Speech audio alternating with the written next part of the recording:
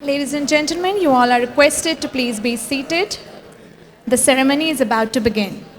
Dear audience, you all are requested to please rise for the national anthem.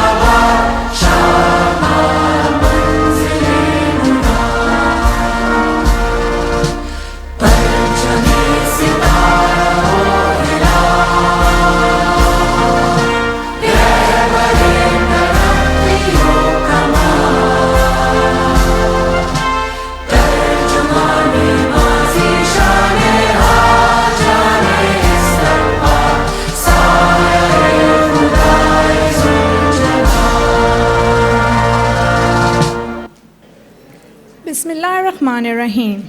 Assalamu alaikum, Gunaidin, Salamat Paghi, and good morning to all of you.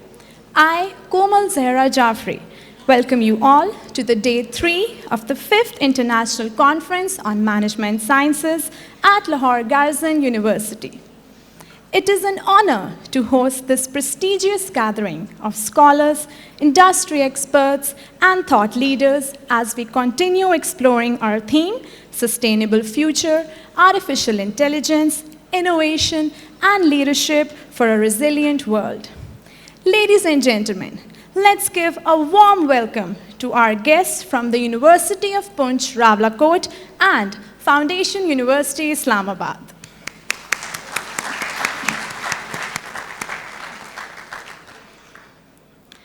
Dear audience, this 3-day conference was a collaborative effort among Lahore Garrison University, University of Poonch, Rawalakot, and Foundation University, Islamabad.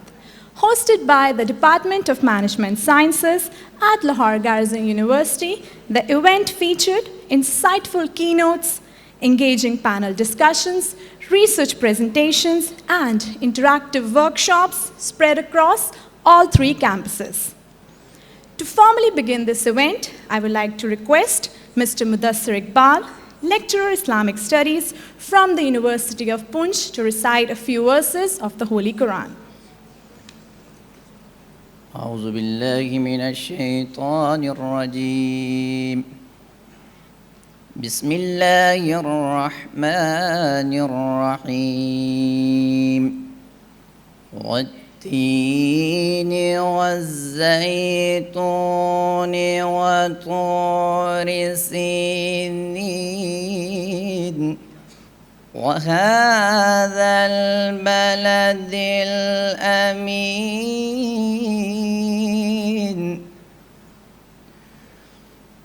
بسم الله الرحمن الرحيم والتين والزيتون وطور سينين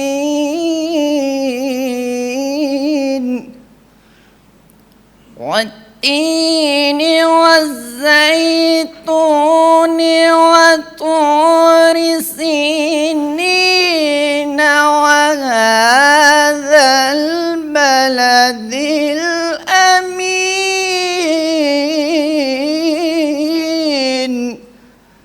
لقد خلقنا الإنسان في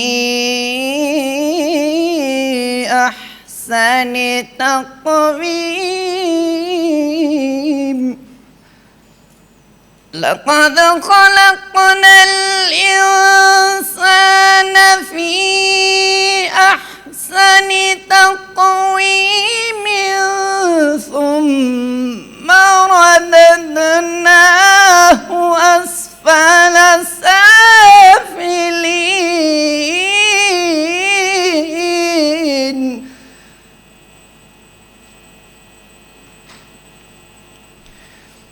إلا الذين آمنوا وعملوا الصالحات فلهم أجر غير ممنون.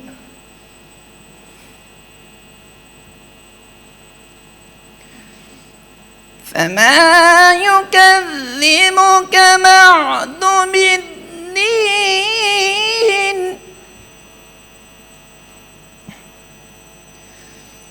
فما يكذبك بعد بالدين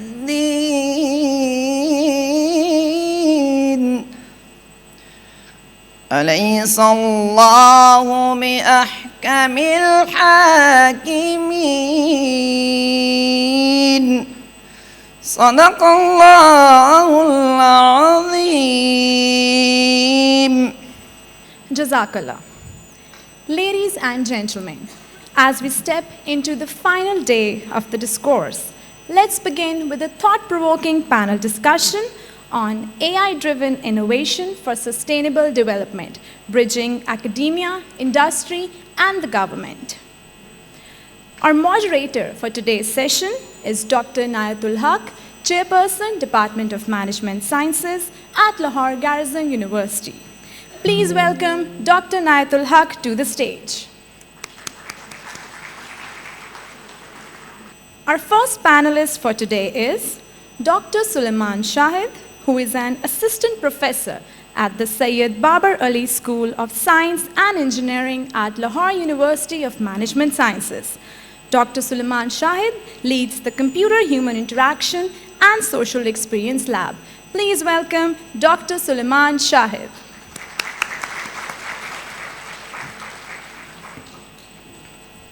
Our next panelist is Mr. Ehtisham Ali Raja. It is our pleasure to welcome Mr. Ehtisham Ali Raja, who is the Program Director at the National Business Education Accreditation Council. Mr. Ehtisham plays a pivotal role in shaping the quality and standards of business education across Pakistan. Please welcome Mr. Ehtisham Ali Raja.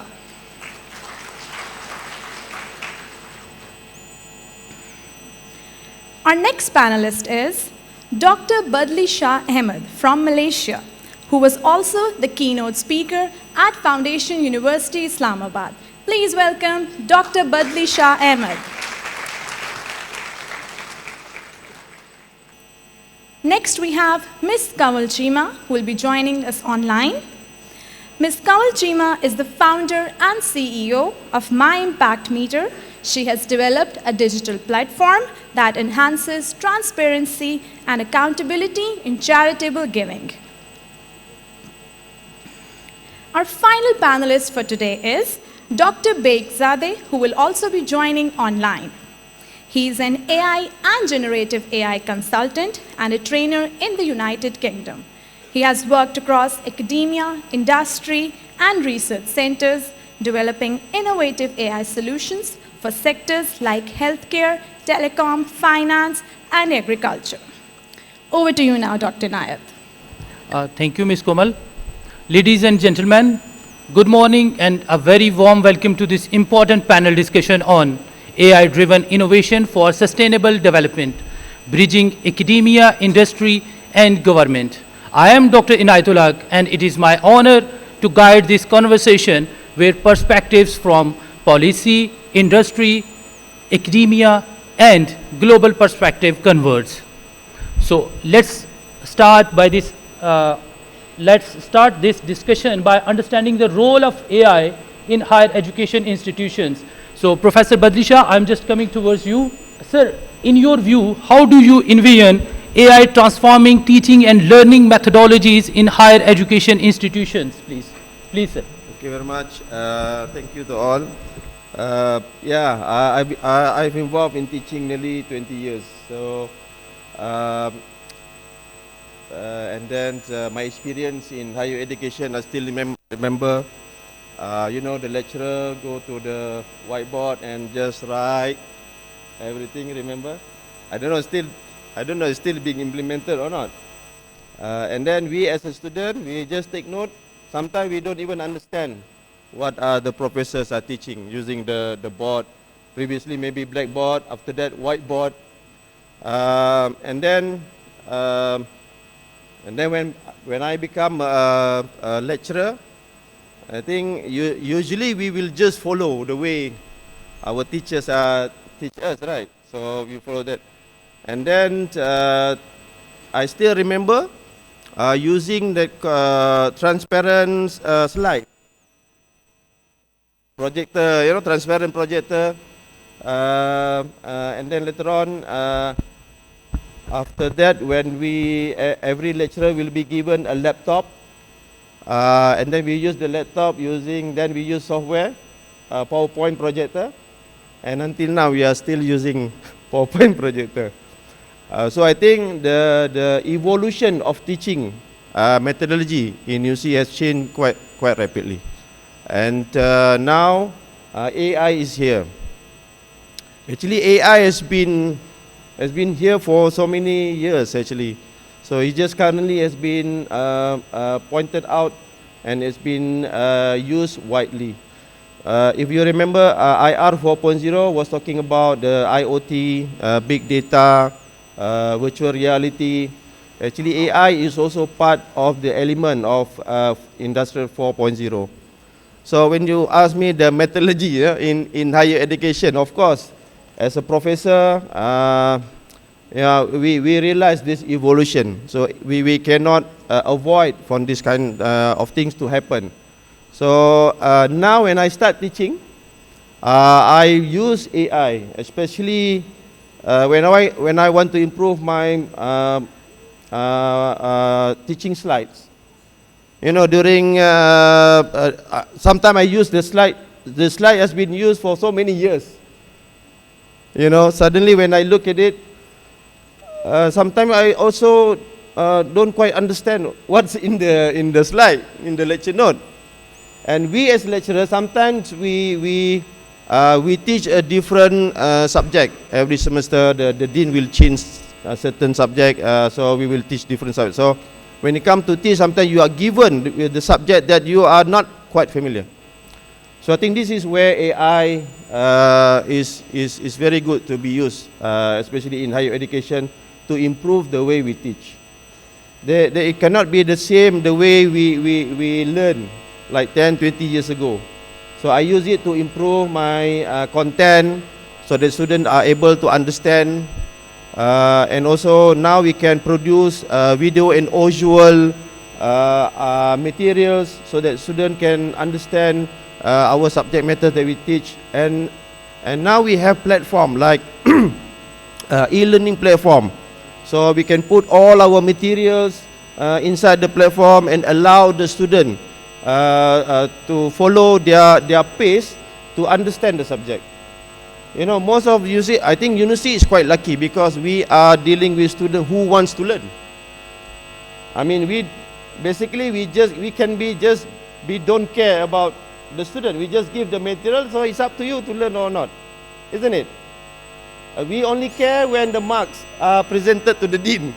The dean will ask why there are so much failure, or maybe why there are so much too many A grade students. So we only concern on that. So usually what we do, we just try to moderate the marks. But I think with AI, I think the professor will take it seriously. Actually, it's very important to make sure that the student understand what we teach. So using AI, you can improve your teaching material. You can add the teaching material, audio, visual, and kind of thing. And then you are able to track the student who are being left behind, who are being fast. In university, to be honest with you, a good student will always remain a good student. Seriously. You don't do anything. The lecturer sometimes don't even do anything. They just give material. The good student will become good student, inshallah. The bad also will become bad student. But we as an educator, actually we want to do some moderation. We want to make sure that all students manage to obtain the knowledge that we want to disseminate. So we want to make sure the students all understand. Nowadays we are talking about outcome-based education. You see, the task of teaching now becoming more burden. The reason is we want to have a good teaching methodology to make sure that we are able to send the information and the student get the knowledge. So I think there are many more in terms of teaching methodology. You can use virtual reality, augmented reality. So there are many methods. So I think AI will definitely change the way we teach. Thank you. Thank you, sir.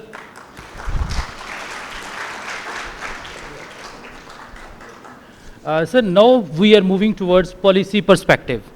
So, Mr. Ihtiam Ali Raja, as accreditation bodies seek to responsibly integrate AI in national education systems, so what do you think, what are the, emerging policy frameworks are being developed to facilitate and guide this process?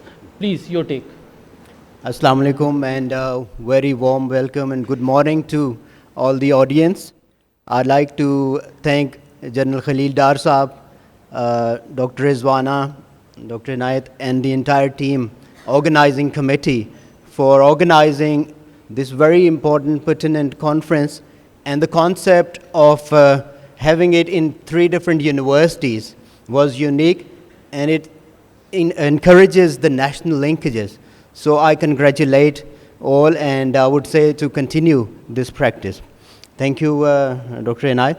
And coming back to the question, being part of the Higher Education Commission and the Business Council, we are very much welcoming this concept of artificial intelligence and constantly evolving the process. The Business Council has its own training and development wing.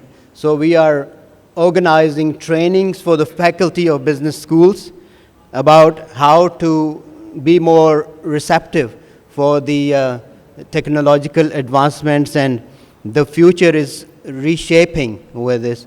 Even in our curriculum standard, the exam and assessment, we are asking the faculty to think of different ways of assessment by allowing the positive use of AI and this technology.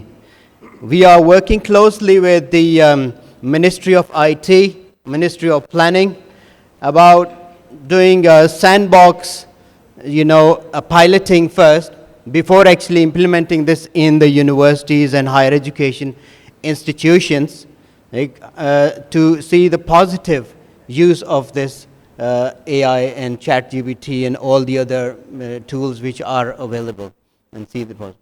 Thank you very much for that interest. Thank you, sir.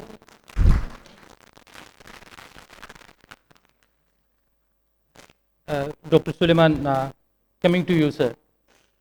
Sir, as digitalization reshapes education delivery system, so how AI in general is having impact on this aspect, and also what are the most important and promising AI powerful tools or platforms you have seen that can truly personalize the learning experience for students in higher education? Please. Thank you very much, everyone. Bahut shukriya for this kind invitation. I have been, driving in front of Garrison University, I think, for the longest period of time. Never been in, and it's such a stunning, beautiful campus. I was telling Dr. Saab Abhi, a good friend, Dr. Atif Chattha from long term, 20 years ago, that it's such a pleasure to be here. And thank you, Dr. Rizwana and sir, for inviting me. I don't want to take away the beauty of the conference, but the screen was also beautiful. I think the first thing I said कि आप किसी जगह खाने पे sorry for my आप किसी जगह खाने पे जाए ना तो आप खाना बहुत अच्छा पका हो और आप दही की तारीफ करके आ जाए उनको बहुत गुस्सा आता है. So मैं भी वही काम कर रहा हूँ कि इतनी अच्छी conference set है और मैं screen की तारीफ कर रहा हूँ, but that's not the point. But it's just beautiful, but a great infrastructure and a great conference. Thank you very much. Coming back to the point. I think we have been having this conversation for a very long time, and I think there are 2 groups right now in the industry, in the market, who talk about AI. One group is very, it's very hopeful in a sense. They say that it's just another internet. We had cars, and then we had planes, and then we had computers, and then we have iPads, and all those things. So this is an evolution, and that's pretty much it. Another group is saying that AI is a completely different ballgame altogether. It's an agent, it works and acts very different way, and it is going to have a very different and transforming effect, something which we have not seen before. I belong to the other group. I personally believe that AI is a very different phenomena. The way and at the speed it has been introduced in education, in the world, in work, in the future of work, in future of education, I think it's going to have a huge impact. It's already having a big impact. So we need, and it has changed a lot. So all the students sitting here, I think they know more than professors how to use all these modern tools. And they also know how to game the system so damn well that we can't even get that.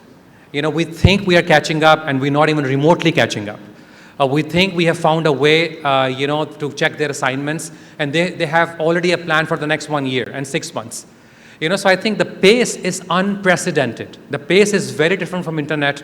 The pace is very different when we had a printing press, and pace is very different when we had computers and everything else. So I think, one thing is clear that we were dealing with the COVID generation, and we were just not ready for that, and now we have a ChatGPT generation. Right? So this is a whole transition from one generation to the generation, and they're going to have a huge impact when they go to the market, and the market is also not ready how to sort of absorb them, because the jobs are not ready for that. So it's a complete paradigm shift in the way we are thinking, in the way we are teaching, in the way we are preparing our students, and in the way market would be accepting them in a couple of years. So I think I want to be very open and candid about it. And there are a lot of good news, there are a lot of good opportunities, but there are also some scary news. It's not all good news. If we don't adopt and if we don't respond in an appropriate fashion, if we don't have a framework in an appropriate fashion, and if every university doesn't really start thinking about it systematically, and we should, with all due respect, I think the regulatory body are very, very important, but they come very, very late. Their HEC role is going to be very late. The moment they can understand how to have that in Pakistan, we'll be in a new technology. And that's how the pace of the government most of the time is. So I think we, as a university, every university has its own way of thinking, way of conducting, their business. So I think every university should really think about how to respond to that. And then, of course, a regulatory body can respond to that. So that's my second point. And third, about the tools and technologies, I think they don't really. Of course, we all know that GPT is a great tool, and then there are many, many other tools. But I think it's not really about tools. These tools are going to get better. It's how would you include them systematically at a part of your conversation in university settings. I think that's going to be the most important thing. And instead of running away from them, instead of banning them, I think they should be a part of every course. It should be required by the university that all the course outlines would be changed. There is no way that you can teach the same course with the same course outline. You just cannot teach that. It's just not going to work. You cannot have the same assessments जो आपकी 2 साल पहले थी. It's just impossible. So I think that's a third point. So it's a paradigm shift with the way we are teaching, the way we are studying, the way industry is going to work, and the way we're going to hire. So if we don't start from the university, I think we will see the results which we don't want to see in the coming days.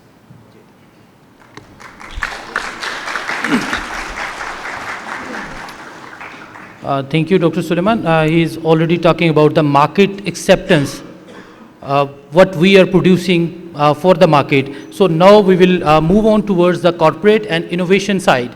Ms. Chima, can you hear us, please? Ms. Kamal Chima? Yes, I can hear you. Okay. I can hear you. Okay. So, Ms., as someone hiring and upskilling talent, so what core competencies do you believe are most critical for graduates to thrive in AI-driven workforce? And how should academia evolve to meet those demands? Please. Sorry, your question, I could hear parts of it, but not all of it. So can you just give me a gist of it? So, what core competencies industry demands from the graduates who are just graduating from the universities? So, please, your take on. Maybe you write the question in the chat. What core competencies required from the industry to the graduates who are just graduating from the universities? Core competencies we are talking about. कहते हैं, आवाज़ नहीं आ रही। Anyone can please आपको write it down? आपको आवाज़ आ रही है? मेरी आ रही है आपको आवाज़? Right now, I just got the question in the chat. So, Okay, what chat core में आ गया। competencies are demanded from graduates these days? So, I think the core competencies remain the same, which is the basic programming languages, whatever area they're going into, whatever field they're going into, the core competencies remain very much the same. However, what AI does is that AI enhances those core competencies, and AI greatly improves productivity. So, just in my organization, if I give you an example, so for example, the marketing managers, they can whatever they used to do in 10 days, they can now do those things in 2 hours. So they can design an entire marketing campaign.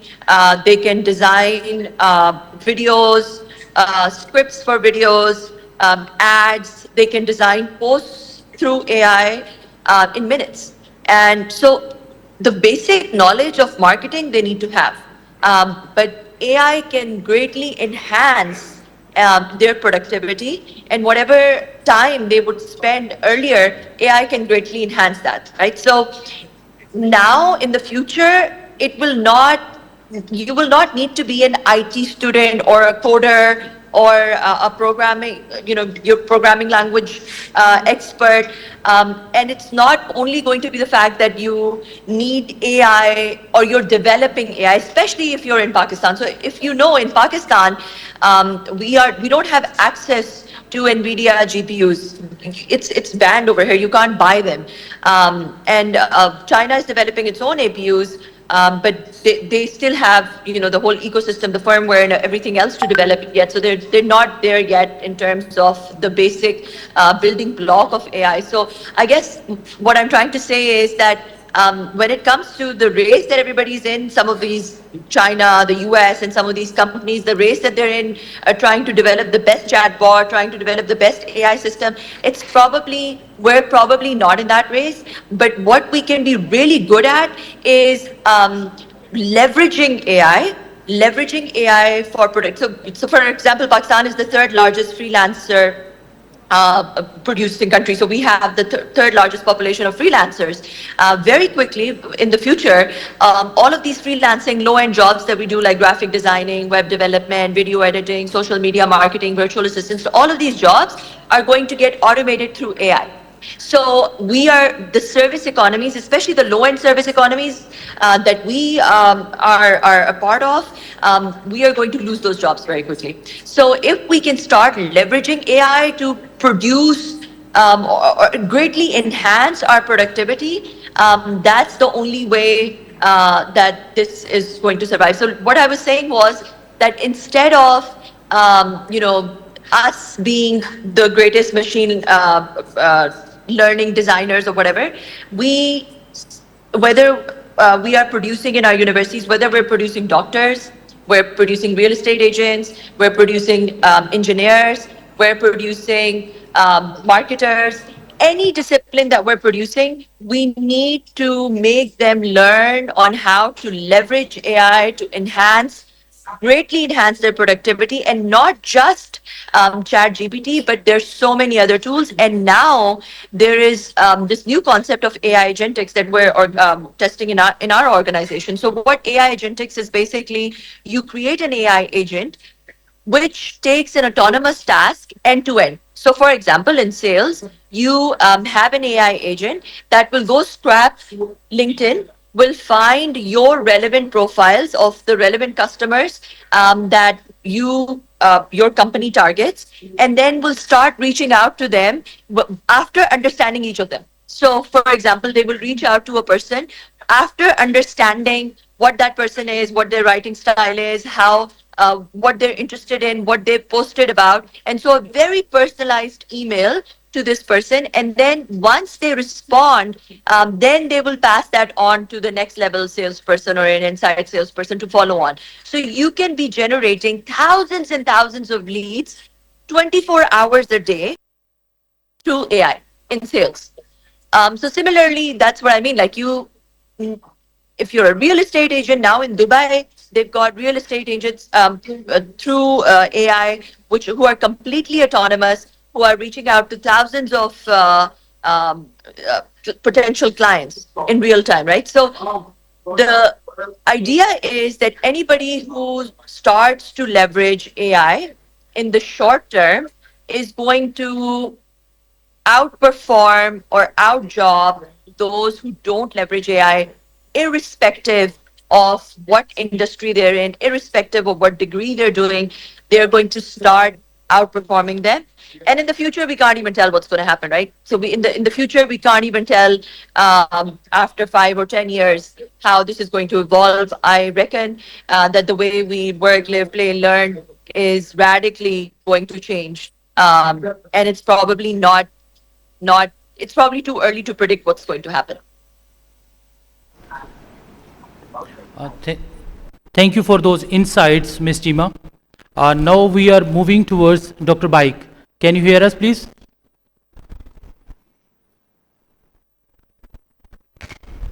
Dr. Baik? Hello, good morning to everybody from UK. Good morning, sir. And I thank you for inviting me in this conference. And as a person who has been in this field for more than 40 years, of course I graduated, I got my PhD from Essex University in 1992 in artificial intelligence.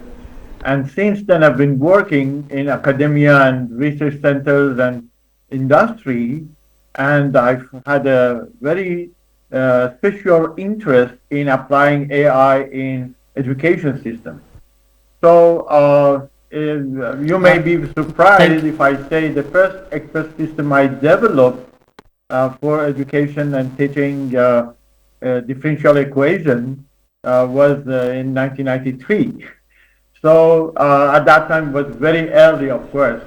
But since then I've been developing different systems, but I mean e-learning system, intelligent e-learning system based on semantic technology, fuzzy system, decision making, and so many aspects of AI applied in education system. But based on the strategy for using AI in education system, I also work on Education 4.0 or some sort of sustainable development of, in fact, education system. That is very important at this level if we want to, as a matter of fact, maintain the improvement and development of our education. We need to strategically rely on not only AI techniques and technology and algorithm, but also we have to lay down infrastructure at the government level and even the regional level in order to combine research and development as well as deployment by involving government, private sector, public sector, universities, research centers together. And I usually propose a center of excellence in order to manage and maintain the consistency of development and develop a system which is organic in terms of matching and adapting with, in fact, evolution of technology. Because everybody knows within the last 2-3 years, since ChatGPT came to the picture, in fact, the awareness of the public increased dramatically. I remember 2015, when I was talking about big data, nobody was listening.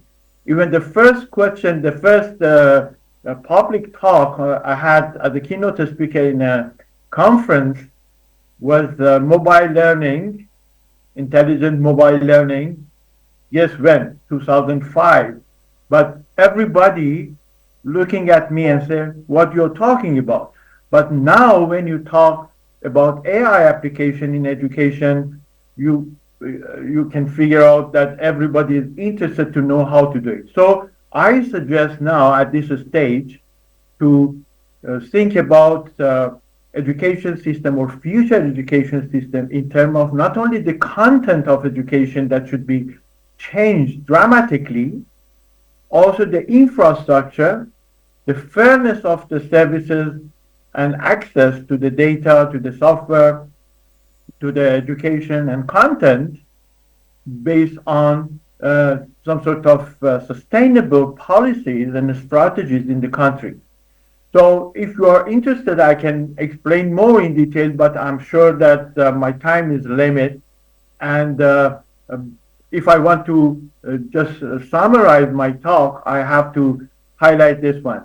We need personalized learning, inclusive tools for in access to anyone. Everyone can have access to tools, learning, content, data, and policies, of course, to support them, and various type of researcher and private and public sectors should support this movement toward future education. Definitely, the current situation of education should be changed dramatically, because this set of tools or AI is not like normal tools in the past. It's going to have a strong impact on the future of education and also other aspects of our life. So I stop here, and I would be very happy to continue this discussion in this session. Thank you, Dr. Baik. For on a lighter note, sir, for all those who wonders, well, we have already sent a question through chat to Dr. Baik. So now moving towards another round of questions, Professor Badlisha, I'm coming to you. Sir, what are the primary challenges associated with the integration of AI-driven tools and curricula into higher education? Please. Yeah, it is quite challenging. So I will mention about a few issues challenging in integrating AI. Number one, I think, because the tool is accessible, right? We need to know how to use the tools. So number one is the ethical concerns. Because AI, this machine just generating information for you. So which one is the correct, which one is incorrect? So as a user, I think ethically we should check whether the information is correct or not. Because these are some of the ethical concerns. We want to make sure that wherever that we have produced based on AI, we have to take the responsibility. And for example, if you produce some writing, you have to be responsible. You can't just say that if something is wrong regarding your writing, you want to put the blame to AI. It is not right, isn't it? Because yeah, maybe some of the information that you gather or that you have generated is from the AI, and yes, AI get that information somewhere from its database, from the internet, so from the website. So ethically, as a user, you should be able to know whether the data generated by the AI is correct, and you should take the responsibility. You can't just blame the AI for whatever thing that you have done wrong. I think in terms of policy also, at the university we have used software like Turnitin. So we want to make sure we check in terms of similarity. You can't just, during internet, what we do is we copy paste. Now AI can just write. So we need to have Turnitin integrated with AI detection. And at this particular moment, we don't have any specific policy on how much AI generated can be acceptable. Is it like Turnitin similarity? We can say less than 10%, less than 5%.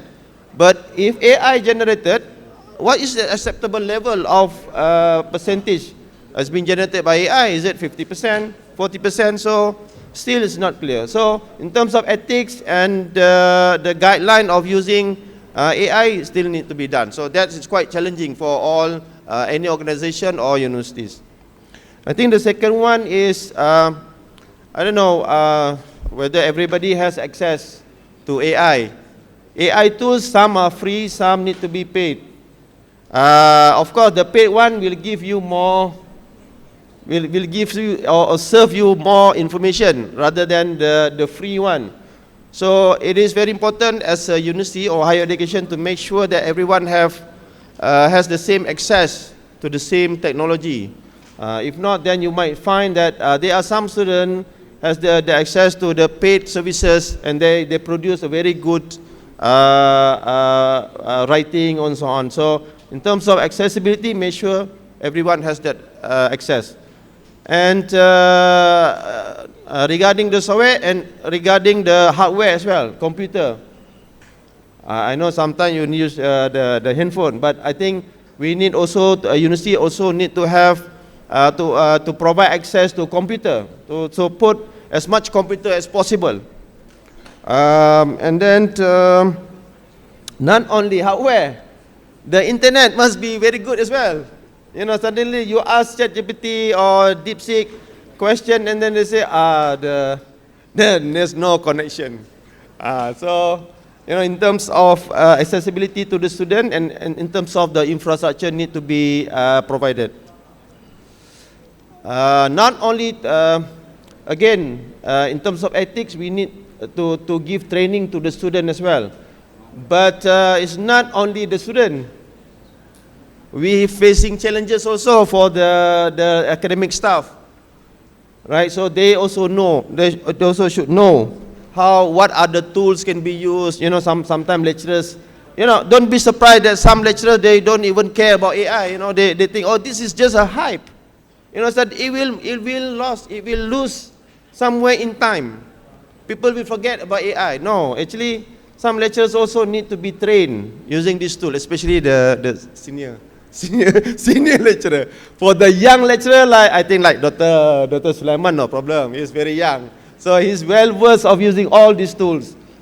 But what worries me, like the senior academic staff, you know, sometimes they also don't want to use the mobile phone, don't want to use the computer.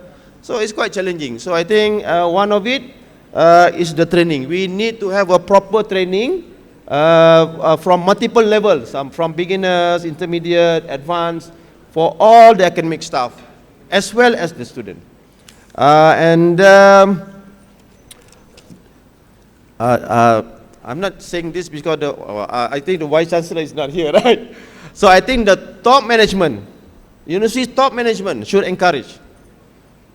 There's no point of the lecturers, you know, keep saying we need to use AI, the dean keeps saying AI, a student use AI, when the top management does not encourage. So it will not happen. So it's quite challenging because people, like the industries, the lady mentioned just now, you know, there are certain traits that they also require the student to have in order for them to function very well at the industries. So if you don't have support from the top management, it's going to be very difficult. So I think enough of that.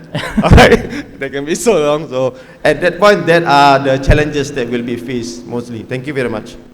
Thank you, Professor. These are really insights. You talked about the challenges, what as an academician we are facing challenges, what the students are expecting from us. It's really an insightful talk. Now moving towards, again, Sir Raja. Sir, ensuring access to AI resources is a pressing concern. And what strategies can policymakers implement to guarantee inclusive distribution of AI resources across both urban and rural institutions? Sir, your take on this point, please. Thank you, Dr. Naid. Regarding the access to urban and remote areas, the Higher Education Commission and the Ministry of IT and the government is taking measures to have good access and connectivity everywhere. But right now is a challenge in some parts of our country, like Balochistan, interior Sindh, and that there's high-speed internet is not available. But Higher Education Commission has a PERN network in all the universities where we're trying to provide the high-speed connectivity. Like Dr. Badli, I agree with him that ethics, connectivity, and training of faculty is very vital for this. And not just the students, but the faculty also need to be aware. And one of my concerns was regarding the,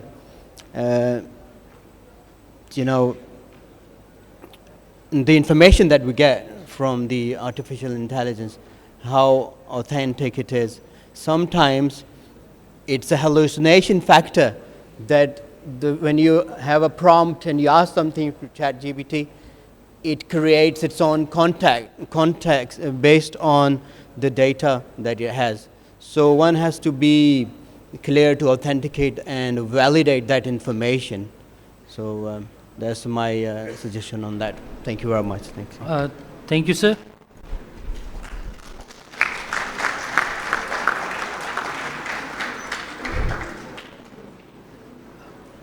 Mr. Sham Raja talked about the faculty training. So, Dr. Suleiman, please, we are coming with this point, like, how can faculty and academic leadership be better equipped to adopt their teaching methods in response to AI-driven changes in curriculum design and student engagement? So, please, sir. How many of you sitting here and the students are using ChatGPT on weekly basis? Raise your hands. I knew that. इसलिए मैंने पहले daily कहने लगा था, मैंने खुद जानबूझ के daily नहीं कहा. So daily basis, almost all of you, including faculty, all of you using. So I think the most important thing we need to begin with, we need to understand how students actually using this tool. That's a starting point. If you don't understand how they're using it, there is no way that you can plan for things which are helpful for them. So I think this is a very interesting and symbiotic relationship which we need to develop with technology, where we understand what the good use of technology is. But the problem right now is, for many of them, they don't understand they're playing with the fire. Right? So they don't understand that because it's a quick win. It's a win for the next 1 hour. It's a quick win in terms of assignments. It's a quick win in terms of getting things done very, very quickly. So they don't understand, and that's perfectly fine. That's not their job, you know. They want to get things done very, very quickly, and now they have a tool, and they will use it as extensively as possible so that they can play football, or they can walk under the sun, and whatever they want to do. That's fine. But it is our responsibility from day one to understand what the use is, and what the good use is, what the bad use is, and how do we make a policy out of it. So my proposal is that if we don't get that part right, there is no way you can do anything else. So first admit, first accept that there's extensive use. Also accept that they're not telling you they're using it. You know, they can always tell you that, you know, बिल्कुल नहीं किया, बस थोड़ा बहुत किया है, you know, इतना ज़्यादा भी नहीं किया, cheap version इस्तेमाल किया है, पेड तो है ही नहीं, you know, all those things. But that's not true. Right? There was a report right now from an American university where they were saying that CS200, which is a very, very important computing course, 78% of the assignments were done using GPT, and there was more than 80% of the use of GPT in those assignments. So in 3 years, you have a change where students, 80% of the students were doing programming assignments at their own. Now you have moved where 80% of them using AI, and many of them have no clue how are they doing it. So they have a good answer, but they don't know how the good answer comes. It's the same use of calculator. So you arrive at a conclusion without doing it. My point is that it is a faculty-first approach. That's it. We need to change ourselves. We need to be proactive, and students will come late. Management will come late. It is first me, individual, who has to change. That's it. So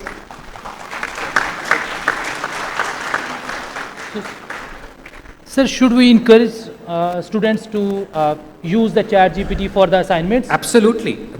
You don't have an option. You don't have an option. So, all the students are clapping. No, find a way that you give people eye, and they're allowed to open their eye, and you tell them don't see. How can they not see? You know, and once they have seen something, you can't unsee it. You tell them that this is a beautiful thing, you only see it once and you're allowed to see it. You cannot undo that. So once they know what the magic of ChatGPT is, you can't take them away from that. It's just not possible. So unko bura wala mat ke, don't tell them that why do you use it. Make a system in which they can use it in an ethical, legal and productive way. And that is for that I have to change myself. I get money for that. That's my job. There is no other way. I wish there was a way, I don't know that way.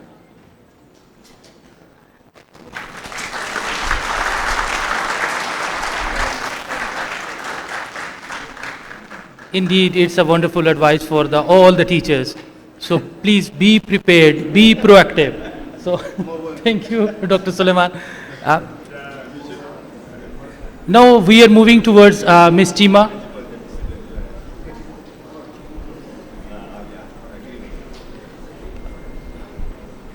Ms. Chima, can you hear us, please? Yes, I can hear you. Okay. So building on that, Ms. Tima, how is your organization utilizing AI to tackle challenges and sustainability simultaneously? Please. Right. So I just would like to comment a little bit on the previous question that you had, and I think that I really agreed with the last Please. speaker. So one of the things is that when you started using calculator, when the calculators came, essentially the math testing changed. You weren't testing students for calculations anymore. It evolved. And so I think, as the last speaker said, we will need to evolve. So what AI has done is that it's commoditized intelligence. I just saw a LinkedIn post very recently where it was a really well-written LinkedIn post about a very difficult topic. And I know the person who has written it, and I know that that person could not have written it. I know that that person does not have the depth or the substance to write such kind of a post. But that's what you've done now. People were awarded or had different jobs or different roles in society because of the level of intelligence or the level of output that they could produce. But very soon in the future, because you've commoditized that very ability, that intelligence, which has never been done in the history of humankind, humanity will evolve. It will significantly evolve, and the way you teach, the way you test, will have to significantly change. So maybe, when students write assignments with AI, maybe in class they might be asked to analyze them. They might be asked to write a critique on what AI has written and what they think AI could have written better or something. I don't know. I mean, something like that. But we will need to evolve. In terms of how my organization uses AI, like I said, right now we've started using AI to massively increase our productivity. We have also started testing with AI agentics or AI agents, where we are getting AI to do autonomous tasks for us end to end completely on their own. So this is something that we're testing, and if we're successful, we're going to resell these AI agents to other small businesses in Pakistan and across the world as well. And then the third thing that we're doing is there's something called mass customization, which is an oxymoron, right? So something that's done in mass cannot be customized, something that's customized cannot be done in mass. But now leveraging AI, you can achieve that. I mean, you can really personalize based on whatever your customer is. So like I said, even before, when we reach out from a sales perspective or to get new customers onboarded, AI first scraps to their social media, understands them in a lot of detail, and then crafts an email where it knows that it will hit that person. It will really talk to that person, reach out to that person specifically. So this is mass customization. And in terms of the solutions that you give to your existing customers as well, you can enhance them, you can personalize them. And so that's another way that we are leveraging AI. Now, some of our other customers who are leveraging AI, some of I'm a consultant as well, and we consult with lawyers, and what they're doing is that they're able to look into massive amounts of contracts and figure out exactly where, if there's even a single clause in a contract which is, which is out of order, or which is has been put there um, uh, without discussion, AI can pick it out. AI can look into behaviors that are being done in an organization and then see if they're compliant with the policy of the organization after going through massive policy documents. AI can help with detecting fraud very quickly and very efficiently. So, I mean, there's so many applications in which AI has massively reduced error, has massively enhanced productivity, has massively improved customer experience because of the personalization that it provides, and it has looked and gotten insights from where the naked human eye would either need to spend a lot of time or would not be able to pick up those things, or looks over those things. So it has been able to find those things, like finding a needle in a haystack. And then the most beautiful thing about AI, so people sitting in this room, somebody would be an amazing professor in economics, right? But they would not know anything about marine biology. Another person would be an amazing cardiologist, but they would not know anything about, let's say, war games or war strategy.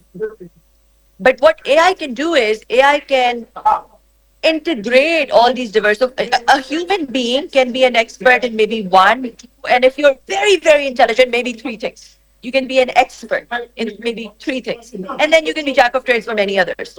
An AI system can be an expert. Cognitive systems can be experts in many, many different things, and then have the ability to integrate and find interdisciplinary insights from all of those diverse fields. So, how economic games, for example, can apply to war strategy, can apply to marine biology, or etc. So, and I think this is where we will, from an academia perspective as well, these disciplinary assignments will need to be formulated, where AI gives insights, and then students maybe write or come up with critique of that, and different subject matter experts sit together and brainstorm on those different things and give further insights. So I'll wrap up here, but I think that there's a huge potential that is up ahead, and I think the advantage that we had of the fact that some were more intelligent than others is going to very soon uh, not remain an advantage anymore.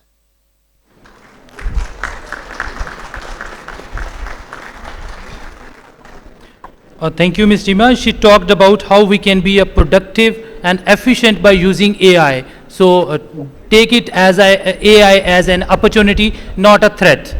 So we need to be more collaborative. And now we are moving towards Dr. Baik. So Dr. Baik, as we consider collaboration between key players, what proven models exist for effectively aligning academia, industry, and government to co-develop impactful AI innovations for sustainable education? Please. All right, thank you very much. Very important question. Based on my experience, I've been working in academia and research centers and industry, as well as government. In fact, I have this experience that if we cannot maintain sustainable collaboration between all these organizations, definitely we would not be successful in integrating and implementing AI in country, and particularly improve education to the next level. So, as a matter of fact, most of the countries, they have different sectors working separately, like education, research center, and researchers develop some sort of innovative ideas and systems, and then industry or business companies are not in relation with the outcome of the universities, of the papers, of the theses are going to the library and nobody use it, and government cannot support it. So nowadays, we need some sort of integration, and the right model, I was working on it, and while I was working in the research center, I was playing this role in order to maintain the relationship between research centers, universities, and business units and companies and industries, and also government policies, because government policies should support all financial and grants and policies and regulations, and business units should identify what are the demands of the market and what needs should be highlighted to the universities. And universities and research centers should know and be aware of market needs and focus and target that one. So if we cannot maintain this relationship and each party play their own role in order to move as some sort of integrated body in the country, they would not be able to succeed. And definitely we call this situation valley of death, because the output of each part is not useful for the other part.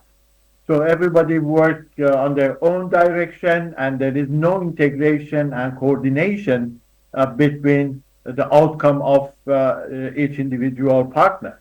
So if you want to be sustainable, the model is not only to maintain the relationship based on certain roadmap, based on certain vision for at the national scale, but also we have to support innovative activities, the researchers, university, in fact, activities in order to guide them under certain umbrella of a vision for the country, and based on certain strategic roadmap, they have to move forward to that extent that all the activities integrate together, support each other, and at the end of the day, the whole nation get the benefit of this activity.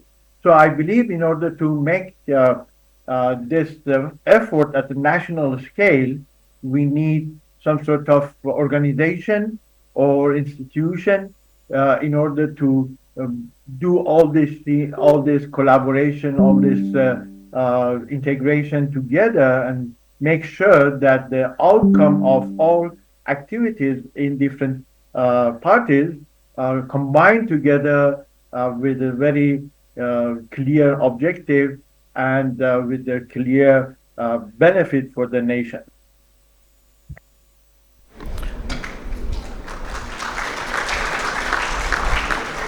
Thank you, Dr. Baik. Professor Badrisha, I'm coming again to you. So we have talked about AI's role in teaching, how we can modify ourselves, upgrade ourselves. So what's your take on that? Like what kind of teaching methodologies we need to adopt to cope up with these challenges in this digital era, please? This extra question, quite similar question actually with the first one. As I said, throughout my experience here, as a senior academic, I think, yeah, we need to learn. We need to learn. I mean, that's why university should help not only the young lecturers or young faculty members, but the seniors also need some helps. You know, it's quite, because we used to traditional ways of teaching. So it need to be changed. So my suggestion is, you know, get training. A university should provide training, at least on what to use and how to use. So you cannot run away, because at the end, this is technology that we cannot run away from it. Case studies are becoming more relevant to the class teaching rather than a traditional method. Correct, correct. Should be new method. Yeah, new method to make sure that the average student are able to absorb all the information, you know, being taught by the lecturers. And how we can use AI in research, because you are head of research and innovation center as well. So please. Yeah. Research long time ago when I tried to write my thesis, I still remember. Even to write 2 sentences, it take 2 days. Seriously, during that time, because we need so much time to think, and especially like us, we are not English speakers, right? It is not naturally come to us to come up with a good writing. So nowadays, because it's AI, we can just get one paragraph, you want 1 page of writing. So it is quite difficult to cope with. So for research, I think, do you know that there is one published article published by 2? I don't know to say 2 person. One is a human, one is a ChatGPT. There was one paper published. The author is ChatGPT, and the other one is human. I can't remember the name. It is in the nurse field. I don't know whether you have seen there. At first, you see, research. We before any policies, before any guideline has been come out regarding the AI. So it is. I don't know whether it's going to be very. It should help. In my point of view, it should help. It doesn't deter that we deter from do any research. So AI should help and expedite and make our research more efficient. You should try. You just give a graph of picture to the chat AI and ask it to give their conclusion or their summary on that. So it is very good. I just ask ChatGPT. Actually, where I was talking about how much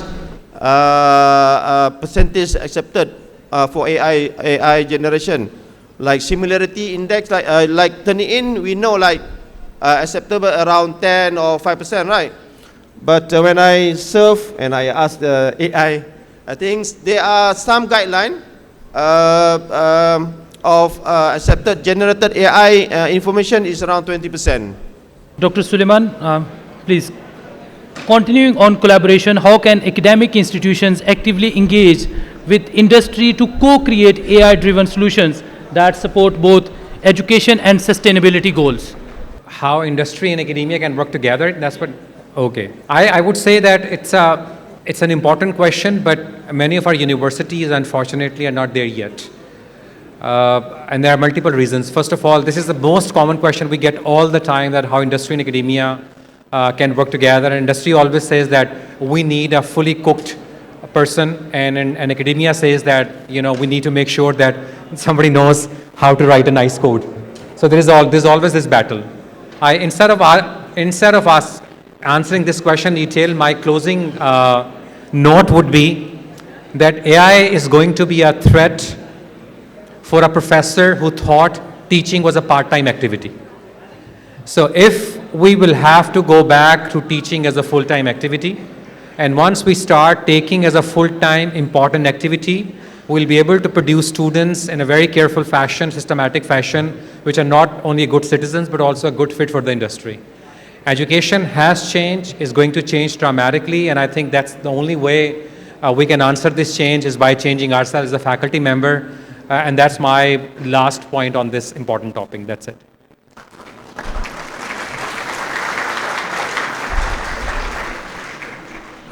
Ladies and gentlemen, this has been an incredibly enriching and forward-thinking discussion, from ethical leadership and strategic policymaking to practical innovation and global equity.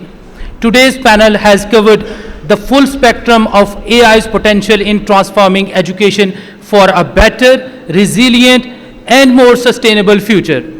With this, I would now like to thank our panelists who have shared insights on AI and SDGs to conclude this impactful session. Thank you, sir. Thank you very much. Thank you.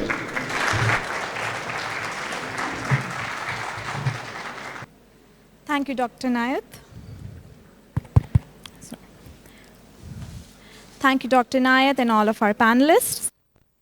Moving forward, esteemed dignitaries, respected keynote speakers, distinguished presenters, and participants, as we proceed with the culmination of this 3-day conference, which is in fact the 5th conference hosted by the Department of Management Sciences, we'd like to share a brief look at our journey of previous conferences, illustrating how we have consistently addressed the sustainability and role of technology in advancing progress. Let's have a look.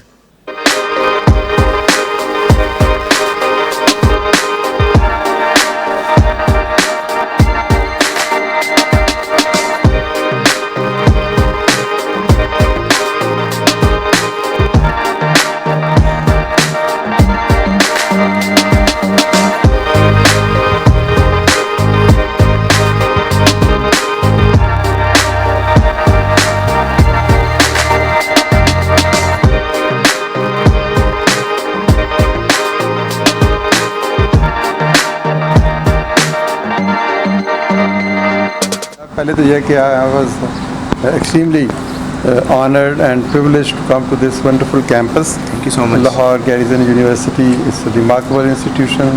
The Vice Chancellor, the faculty and the students, absolutely great player. It's a matter of great pleasure and honor to attend this international conference, second international conference on sustainability and education organized by Lahore Garrison University. I think that it's a responsibility of all the universities, not only LGU, but all the universities in the public and private sector, to be concerned about the impact which they are having on development of the country which they are serving. So that development could be in the context of, particularly in the education sector, in the context of inclusive education. It could be in the context of, for example, creation of jobs, creation of opportunities for employment, and also provision of equality of opportunities and equality of access to not only people on the basis of gender, but also on the basis of ethnicity, race, religion, and social class.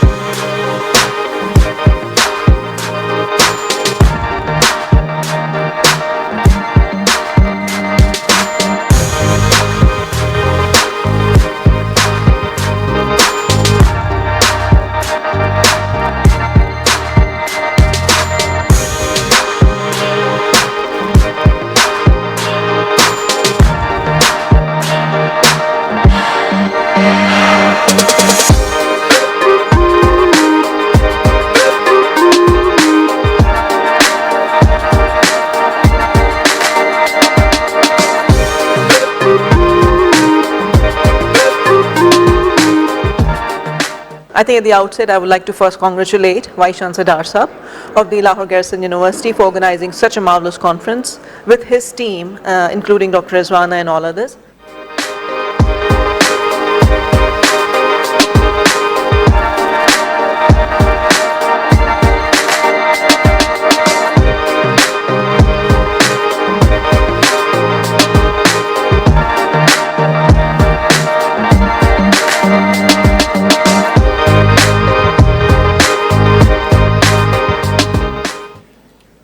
I now request the Honorable Vice Chancellor, Lahore Garrison University, and the conference chair, Professor Dr. Rizwana Bashir, to please come on the stage and award a souvenir to Dr. Suleiman Shahid, who was our panelist from the panel discussion.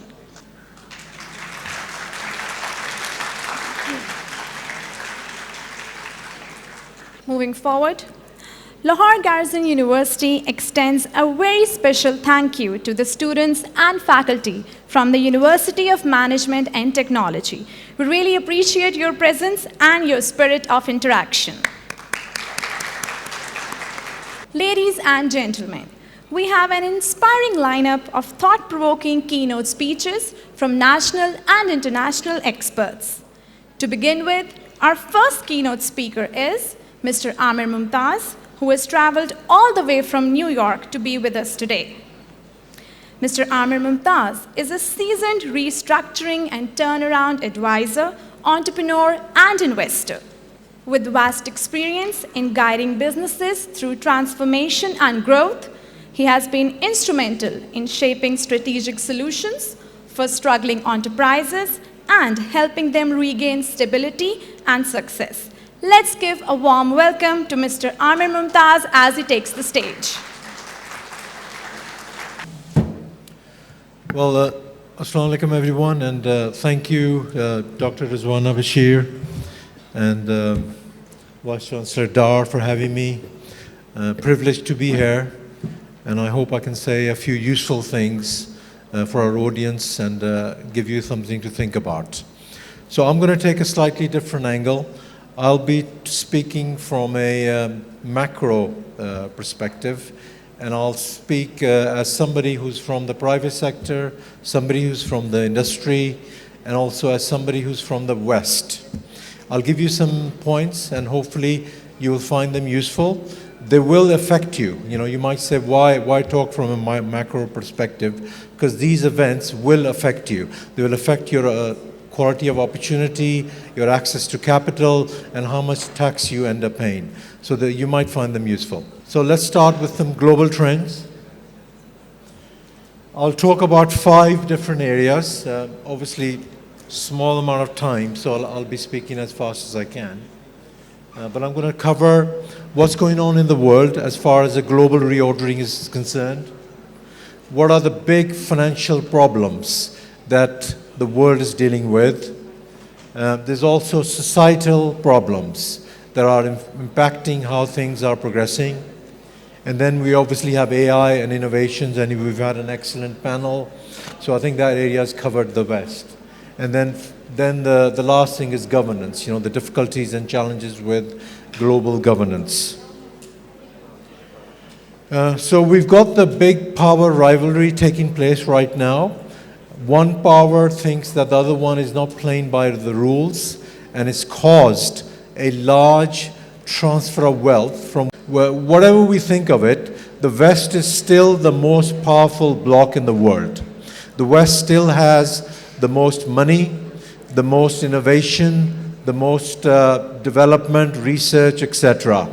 The rest of the world is either a user of that in that development and that research or that innovation, or it's a mass producer, but it's not an original developer. So the West position is still very strong and still very, very important. So the big problem in the United States and the EU at the moment is a debt. We have a large debt in the country that's become unsustainable. And if you note very carefully what the US administration is doing right now, the 2 people in the administration who are both from the private sector, a point worth noting, they are focusing on just 2 problems. One problem is a debt, which is caused by a fiscal deficit. What is a fiscal deficit? Where a country spends more than they earn, more than they generate or earn from their taxes. Do you know any country who does that frequently? Our own country, Pakistan. The second big thing that the West is grappling with, and the United States government, is a trade imbalance. It's good to trade with each other. Countries trade a lot, and that's a good thing. But the trade needs to have a level of balance. What we have seen in the last 30 to 40 years, the imbalance has grown to a point where it's become very threatening to the country who are on the negative end of that imbalance. United States is on a negative end of that imbalance. Pakistan is too. We have a trade imbalance with most of our trading partners, except one, which is actually, ironically, the United States. And you will hear the President Trump saying that the damage of trade imbalance is being caused more by friends rather than foes. And that's also the case in Pakistan. You know, we have a larger trade imbalance with our friends than we have people that we don't, consider as our great friends, ironically. What are the implications? Something needs to happen to deal with the debt. Otherwise, we have a situation where a country is just surviving or existing just to service the debt. A whole economy of a West African country or a country in the global south is all they're doing is just the whole population is working so that they can generate enough revenue to pay the debt. That's a terrible thing to be taking place, and we need to think about that too. That our own economy is now very much about servicing the debt. There's less for the people, less for the welfare of the population, which is a very bad situation to be in, and we need to be, thinking about that. Countries can no longer continue overspending. We overspend in Pakistan, we overspend in the United States. The magic number is 3 or 4%, but most of the countries are spending twice as much. The deficits are twice as much. And that's unsustainable because it leads to huge amounts of debt. And you might think that, well, how does that affect me? It does affect you because all of your, your income is shrinking because your money is going towards servicing the debt. This needs to be addressed.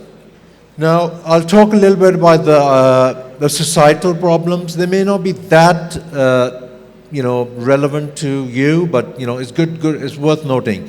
There's the left and right tussle taking place across the world, especially in the Western world. And what happens there is that each side pushes for things, thinking that they will address some of the grievances they have, but sometimes they don't. But the side pushing for it forgets to look at the outcomes. There's less understanding or care of the outcomes. Extreme positions are taken for minorities, which are affecting the rights of majorities. Let me move on quickly. What does this mean? We get extreme polarization in society. We get merit replaced by some other factors. We also have diminishing of personal responsibility and reliance.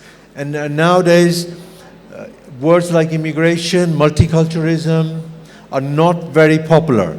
The West is not looking for huge amounts of immigration, whether that's illegal or legal. Even legal, they want to curtail immigration because they're looking to preserve their own cultures. And they feel that mass immigration affects their culture. AI, I'll talk a little bit about that, but I think that was well covered before. It's obviously going to affect lots of professions. It will improve efficiency and productivity, but it will shrink the amount of work available.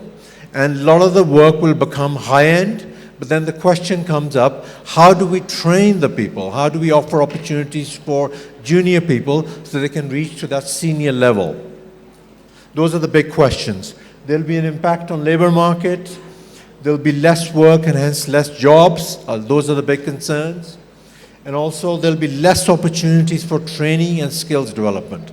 Those seems to be the biggest concerns right now. Now, governance. So the governance in the United States, in the EU, and in the Western Bloc has seen a huge deterioration. We are worried about the governance in Pakistan, so we should be.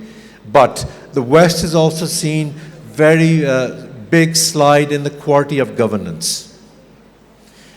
The governments in the EU, United States, and other large nations in the West, they fail to deal with deindustrialization.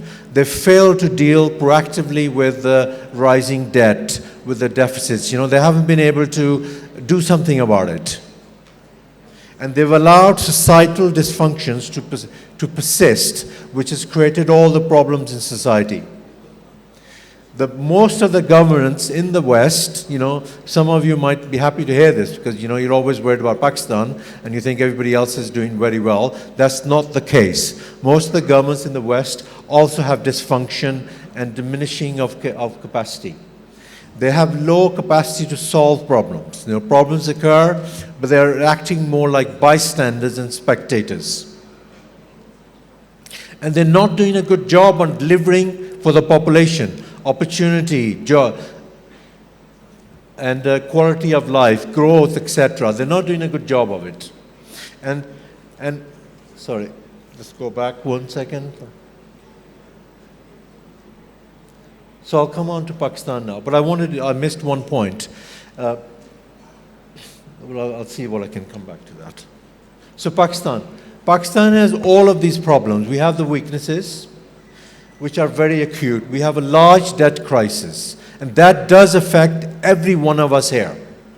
We also have a fiscal crisis because we keep spending more than we're generating.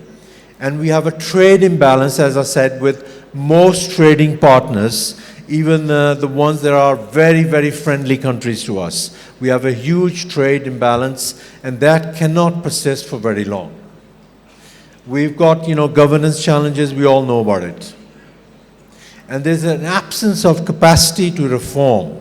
Everybody talks about reforms, but they're not happening in Pakistan in a serious way. We have our societal flaws, terrorism, violence, intolerance, etc. But before you all feel too despondent, we have some very amazing strengths. First, and we need to build on them. We have good family systems, we have good fraternity, very strong, and we have a highly resilient population. And we have high levels of personal agency. People are able to solve their own problems, find solutions, and get on with it with minimum help, with lots of obstacles. That's what personal agency is all about. So I want to talk to what does it mean for you? By you, I mean every student in this room, and faculty to some extent, but this is mostly about you.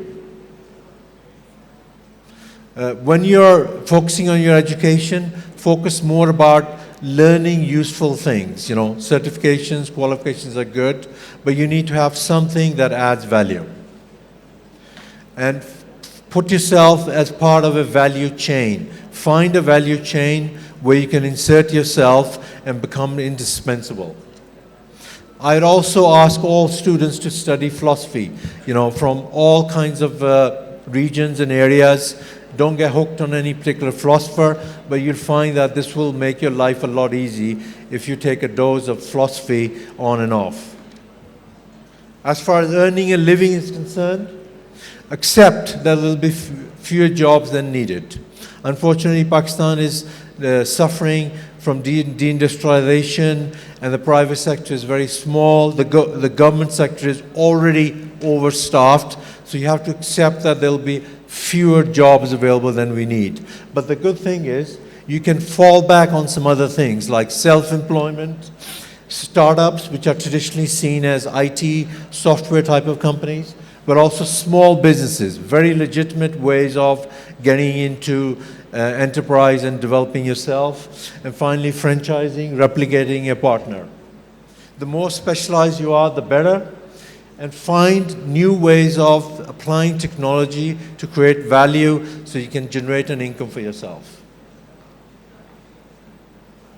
So, personal traits, you have to expect something, push your government to deliver for you, but at the same time, don't count on it. Focus more on your personal agency. Fall back on your family, networks, etc. Make a plan, but it's more important to be able to have the ability to adapt if the plan doesn't work, because most plans don't work first time around.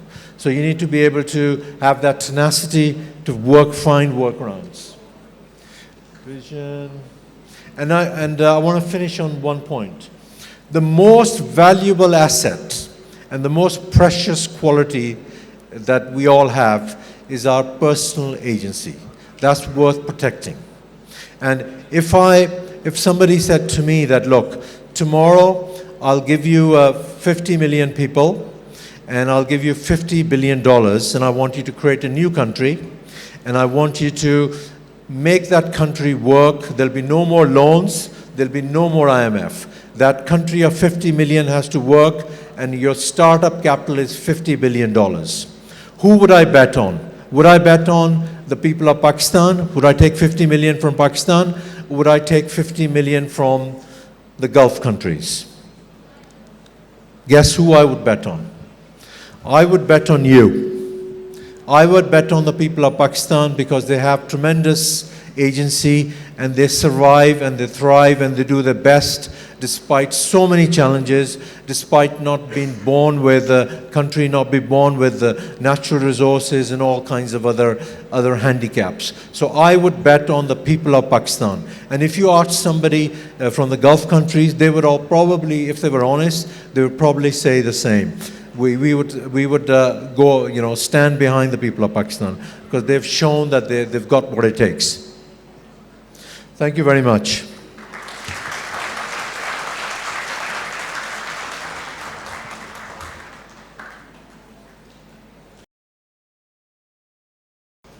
Thank you, sir. That was indeed very insightful.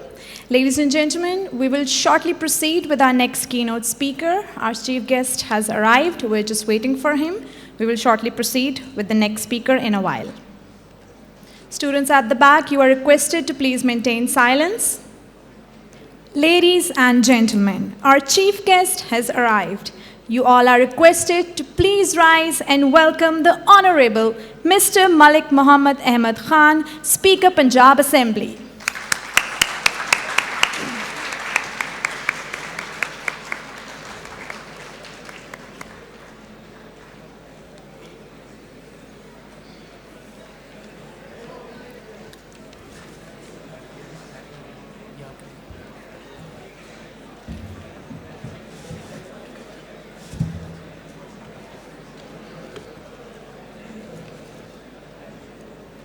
Welcome, sir.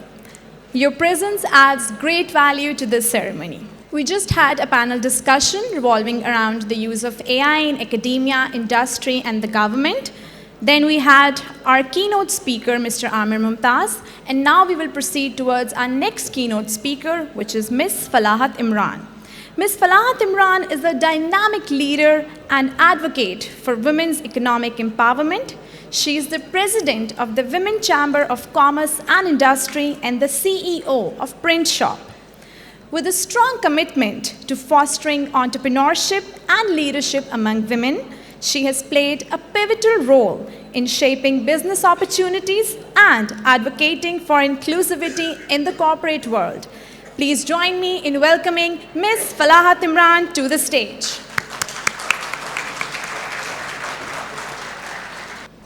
Bismillahirrahmanirrahim. Respected Chief Guest, respected Vice Chancellor, and ladies and gentlemen, Assalamu alaikum and good morning. It is truly an honor to speak today on the subject that sits at the intersection of innovation, inclusion, and impact. Sustainable future, artificial intelligence, innovation, leadership for a resilient world. Here, I would add sustainable future through women entrepreneurs. Today, as we work towards building a resilient and inclusive world, we must recognize that the empowerment of women entrepreneurs is not just a development goal, it is an economic imperative. When they are given financial freedom, we see them as catalysts of change. They integrate sustainability, ethical practices, and community development to their business models. Their leadership is rooted in empathy, innovation, and resilience. The very qualities needed to navigate global challenges like climate change, economic instability, and digital disruption. However, the landscape of women entrepreneurs in Pakistan needs much attention. Despite comprising almost half the population of Pakistan, women own less than 1% of registered businesses. This represents both a challenge and an enormous opportunity. While the gender gap remains significant, recent efforts by State Bank are shifting tides. However, women still make up only 7% of total borrowers and 26% of bank account holders, showing the access remains limited and uneven. Here, it would be significant to introduce this August gathering to my chamber. Women Chamber of Commerce and Industry Lahore is a platform where we follow our vision, which is to create business environment that values diversity and inclusivity, where the entrepreneurs thrive and contribute to Pakistan's economic growth. We have around 4,000 members, formal and informal. Our foremost goals are policy advocacy, consulting services, workshops, trainings, tours, and exhibitions.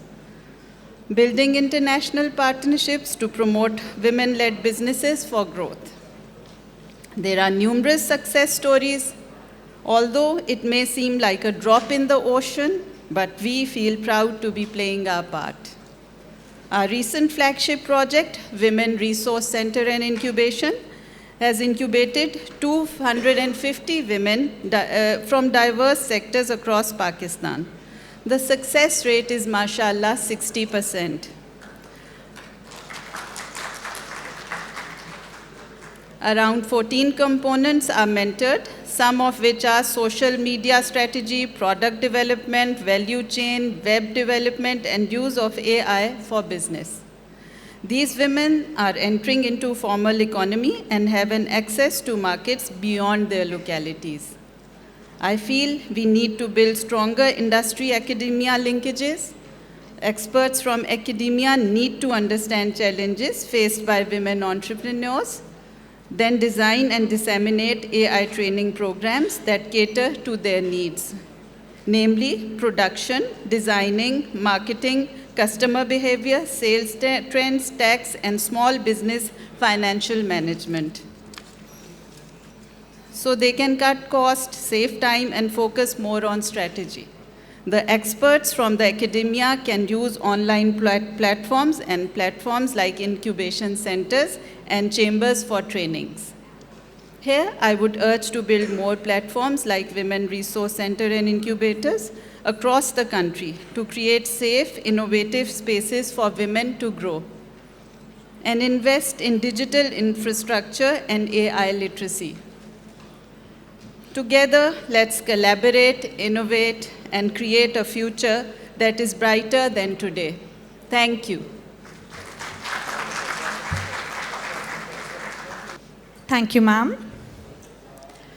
Moving on to our international keynote speaker, Professor Dr. Rohit Genç, who has traveled all the way from our brotherly country, Turkey, to be here with us today.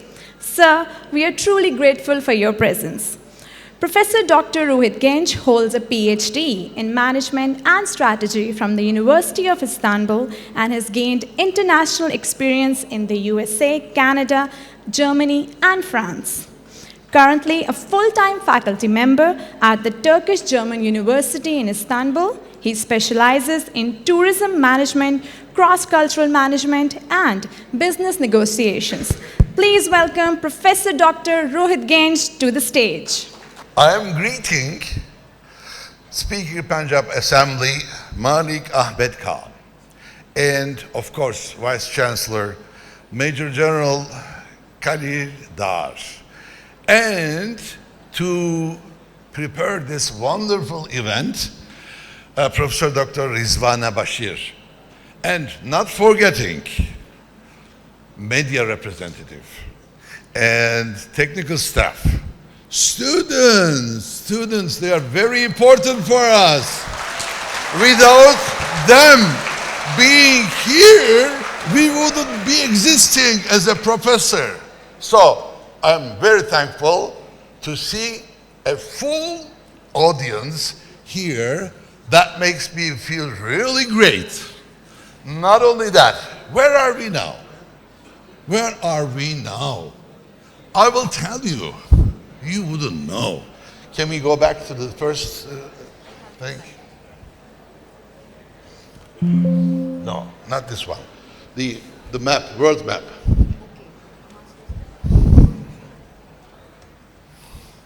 Well, that shows countries represented here. Did you notice something? Pakistan is not there. Do you know the reason why? I tell you why. Because such a humble people, such a humble nation, culture. Well, I can say humiliating, and modesty. I don't know if there's another word. Down-to-earth people. Can you, I mean, this is Pakistan. Maybe you don't know where you are, you don't know your culture, because the fish discovers the water last. You are the fish in the water, and I am an outsider. By looking at this map, I can see with whom I am dealing with. Now, coming back to this slide. Now, as you see, the name represents global economic resilience. It sounds very good. Sustainable business, wonderful. Model innovation, business model innovation, sounds very good. But I am not here to teach you something new. If possible, I want to give you some question mark. After you leave here, you shouldn't have anything new but the question mark. Because which one is more important in our life, question mark or the answer? Of course, the question mark. Because the questions are not changing, but the answers are changing a lot. When I say, okay, maybe I should stuck to here because the microphone. It's working because you stuck it off. Okay, wonderful. The question mark is not changing. As an example, when we say how many times you can divide atoms, maybe 100 years ago, the answer was no ways. What are you talking about? Nowadays, even in Pakistan has nuclear power, we know, you know how to divide atoms. Maybe in the future, the same question will be answered. How many times you want me to divide the atoms? So, now, if possible, I want to give you some, I want to present you some question mark. Number one, do we know the big difference between innovation and creation? Do we know this here?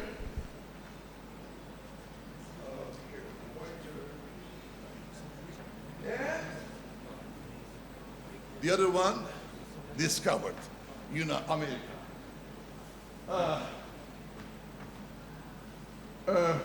I mean, it says here tourism, but take out tourism, put any sector that you like, it will not change the concept, it will not change the reality.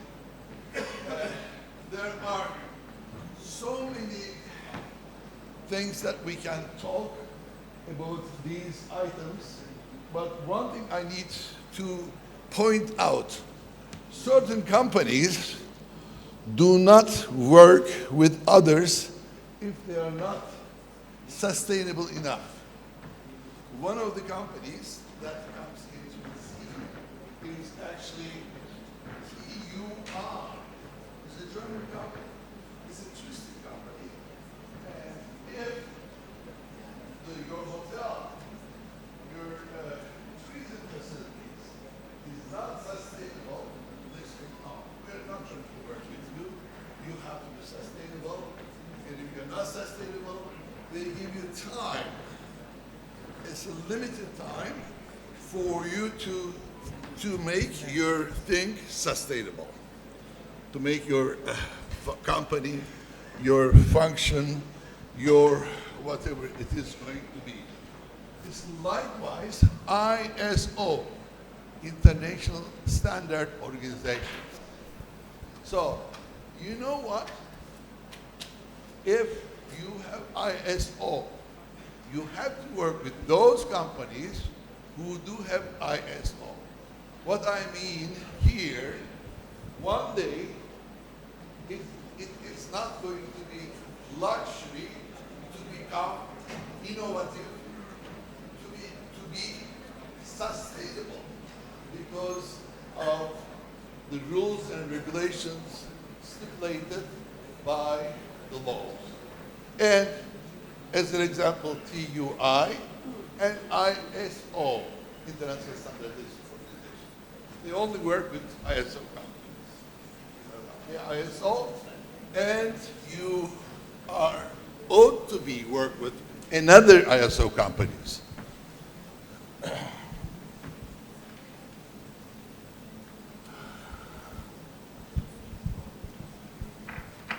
Well, I think I don't need to talk much about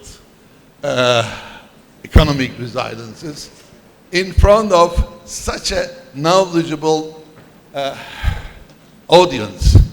And it is, maybe there is one thing that I can underline here, the last sentence, environmental resilience. Strategies.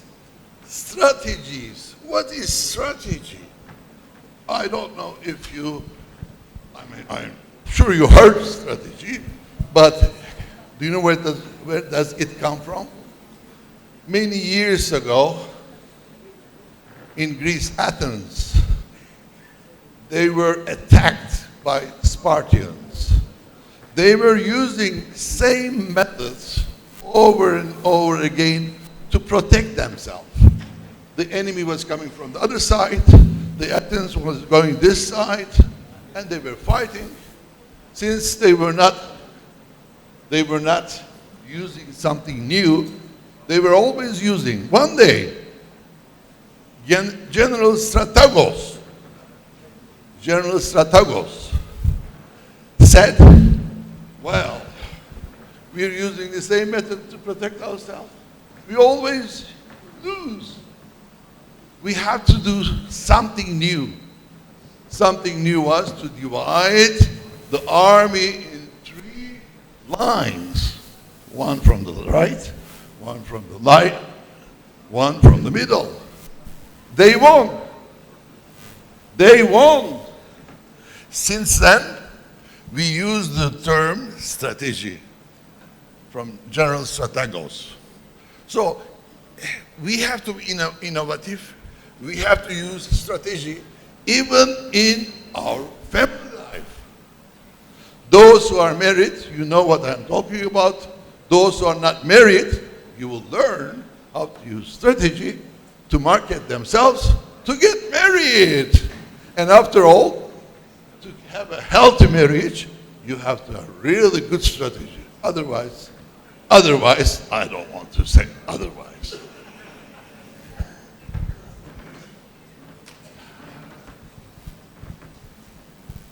Well, again, the key factor for economic resilience. We all know these terms, but coming to the last point, innovation and digital transformation. Digital transformation. I think if you let me know what I mean with digital transformation, innovation, we talk a bit, but digital transformation is the next step forward.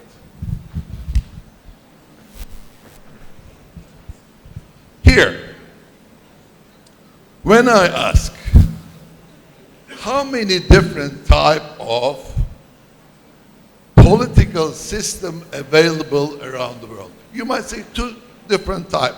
One is capitalistic, the other one is socialist or communist. But do you know any country which is that capitalist or 100% socialist, communist? No. It's always mixture. Likewise, here, We have business model. This is the traditional model, the one that we know, like a one-man company. Even if they have 100 men, it's like a one-man company. It's traditional model, short-term profit. Well, tomorrow is tomorrow. The God is great. The God will help us, kind of thing. Of course, alhamdulillah, God will always help us, but we have to develop, we have to do things accordingly, like business model innovation. Business model innovation. And more developed than this one is innovative models. Innovative model. Without being innovative, we won't be able to exist. I'll give you one example that is quite remarkable. There is a company under the name of DHL. I'm sure you heard of DHL. They are doing international logistics activities and quite successful. And there is another company, Dell Computer. They signed an agreement for 10 years. DHL company was 10 years, and the yearly increase should not be more than 1 digit. It means 9% maximum. So every expenses in the country, I'm talking about the United States, is expanding like double digit, but they were using single digit. What was the reason behind? Well, at the end of the signing, people working for DHL told the CEO who is signing the deal, "You're crazy. You're making our company bankrupt." He said, "No, I'm not crazy. But starting from today on, we will be using innovative approaches in each and every part of our business." And at the end, both companies are still existing, and the person who signed the deal, who decided to apply innovative approaches for the company, he is the winner.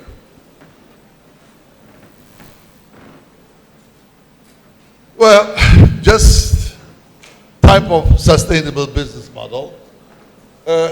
Again, we all know this. I will pass due to this time limitation. And today is Friday. I know what to do afterwards. And I'm being a little speedy. Same thing goes for sustainable strategies, business model innovation level. So most of the companies are using here defensive strategies. Then comes accommodative strategies. Then comes proactive strategies. So this is a development. This is a development. When we start with defensive one, then we, as a passing stage, we use accommodative strategies. Proactive strategies is going to be number one priorities, number one aim for all of us. But of course, in order to come up here, you have to use these steps. Today, we have 3 stages. Tomorrow, we don't know. That's going to be maybe the subject of next conference. Well, as an engineer, I have to put everything in formula. Because if you cannot measure, you won't be able to understand. Whether it's a social science or is mathematical science, engineering is all same thing. Everything is very clear cut. BMI implies the impact of business model innovation. And as you can see, that is the sum of technological development, total revenues, environmental regeneration, and there are some coefficients, when it means altogether BMI is the sum of these elements here. Very, very speedy. Technological development, not only for tourism, for each and every sector. It is a must. It is a must. I just show you a small example here. It's an innovation. On the winglet, the part of wings, the top part of the wing is called winglet. It's a small changes, but it is number one, cost efficient, like 30% fuel you can save, and at the same time, it's eco-friendly. Since you're using less fuel, you're eco-friendly.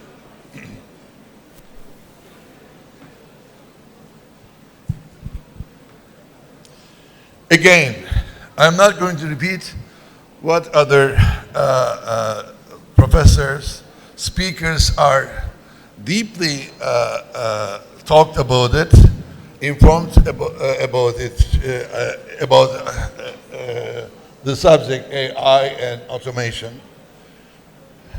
AI, as it is not going to change our world a lot.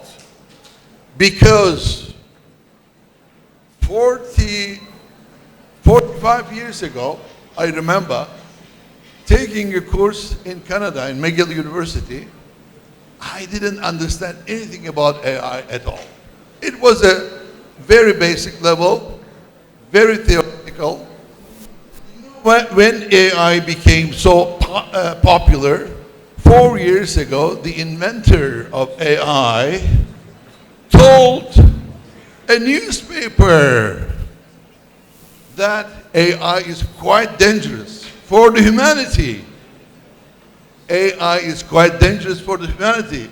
Since then, everybody was interested in looking into the AI because they want to understand why it is so dangerous.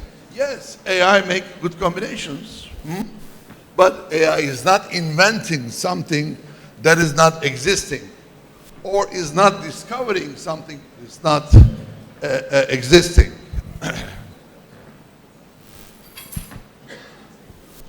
Well, I'm coming to the end.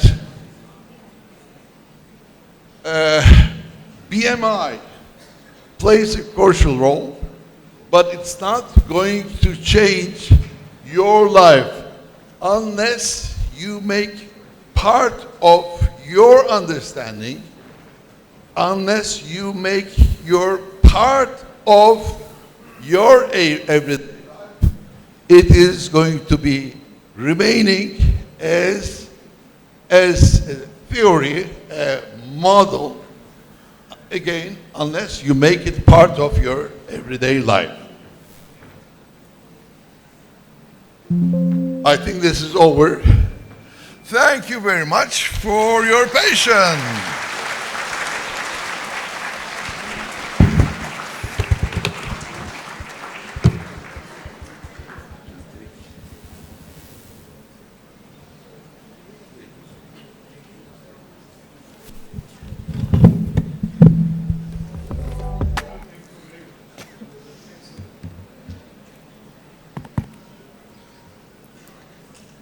Thank you so much, sir. That was indeed very engaging. Ladies and gentlemen, as you all know that we have the Honorable Speaker Punjab Assembly with us today, and we are very grateful that he spared so much time for us. So therefore, the rest of the keynote speeches and proceedings will continue afterwards. I will now invite the Patron-in-Chief, Vice-Chancellor, Lahore Garrison University, to please come forward and give his concluding remarks. And then we will request the Chief Guest, Speaker Punjab Assembly, who will also honor us by giving away the souvenirs to the keynote speakers and the panelists. Before I request the Vice-Chancellor, let's have a recap of the previous 2 days.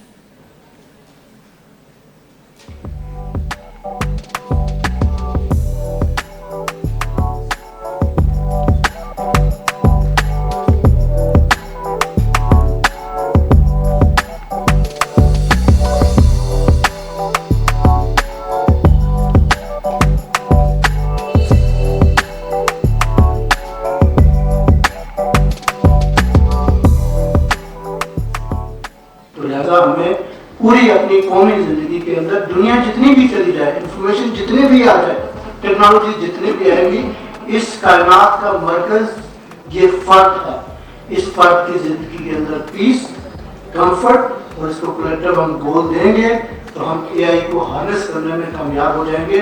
अभी क्या कि एहसास के अंदाज बदल जाते हैं, वरना आंचल भी उसी तरह से बनता है।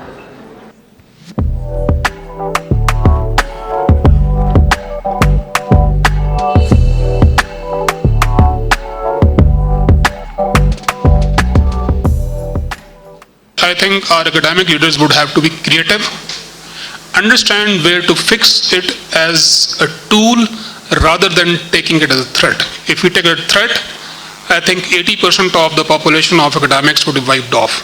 Academics, accountants, legal staff, paramedics, all gone. Rest, if we understand now and try to put it as a tool of convenience, I think we would start a generation of new creative academics. जितना time था हमारे पास इसके अंदर it was a very new concept of MVO, एक नया software हम लोगों ने आज सीखा है जिसके अंदर हम qualitative content analysis की कोडिंग वगैरह कर सकते हैं. So it was quite a good workshop और काफी informative session था. So I think these kind of sessions should be held regularly with inter universities and collaboration with other universities as well. So this was a quick recap of the previous 2 days. I now request the Vice-Chancellor to please join us on the stage.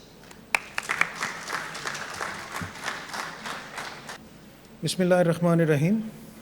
Honorable Speaker, Punjab Assembly, Janab Muhammad Ahmed Khan Sahab,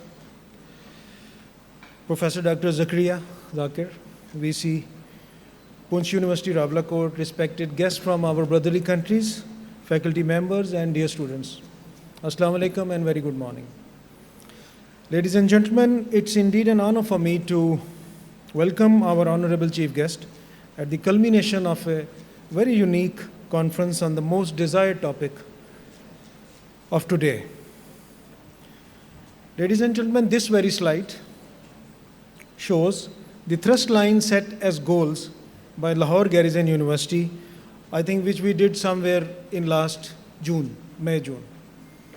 Successful conduct of this conference is the practical manifestation of our goal of collaboration and our emphasis on AI and entrepreneurship. I thank my Dean, Professor Dr. Rizwana, for having conceived an idea commensurating with the university's goal at such a scale and scope. That's highly commendable. I also thank Dr. Aftab from Poonch University and Dr. Naeem from Foundation University for collaborating with us. Thank you very much, sir. Sir, I'm not an academician. I have a different way of viewing the things, so I will speak in the same manner. Sir, my primary conclusions have been that AI revolution must be viewed as a productivity revolution. What started in 1790s after the introduction of power looms in Britain turned out to be series of such revolutions basing on various technological advancements like steam engine, telegraph, telephone, internal combustion engine, computer, and internet, and now AI. This all is a process of growth by the mankind, and we should be proud of it. Each time it happened, it shortened the time loop, but this time, the time loop is so short that we need machines to keep up the pace with. That's the difference. And that's the area, sir, where we all need to work. Respect of time and time management is the foundation of our future. If you, my dear students, get only 4 hours of sleep average every night, then chances of being creative, which is the basics of an innovative mind, are very, very less. AI won't come for your help, I can tell you very frankly. You all have to think very seriously about it. Innovation, sir, is dependent on a particular mindset in a particular cultural trend, which has been well defined by the Western as the word entrepreneurs. 4 days ago in Poonch University, and then 2 days ago in Rawalpindi, in Foundation University, I touched upon the glorious history of the Dutch people. Have we ever critically related that naval expeditions of 1890s of Columbus and Vasco da Gama were all financed by kings and queens of Spain and Portugal? Why? Because they had land and their wealth dependent on the agricultural produce. Dutch Republic had little money at that scale because their land was not productive relatively, being a marshland and prone to the floods and river swells every year. Their tough landscape nurtured them to collaborate and made the best use of what all they have, that is water and wind, and we know what all they have done. Then they came up with a brilliant idea, which was not an invention and which was not a discovery. It was an innovation, and that was the establishment of joint stock company in 1604. Just to relate it, gentlemen, ladies and gentlemen, 1604 is the time. It is 27 years before the Taj Mahal started to be constructed. And by 1650, Dutch had the largest fleet of merchant ships, that is 500 ships. Dutch mindset was the willingness to share the risk and to reinvest in the enterprise. Yesterday, while we were having a dinner in the walled city, I wondered that our Badshai Mosque was completed in 1673, and Dutch had 500 ships in 1650. 500 ships meant continuous flow of valuable spices from Far East, as the trip lasted 3 years. And only out of 5, 2 ships never came back. Such was the risk. But that risk was based on abilities and a spirit, and that's why there were higher returns.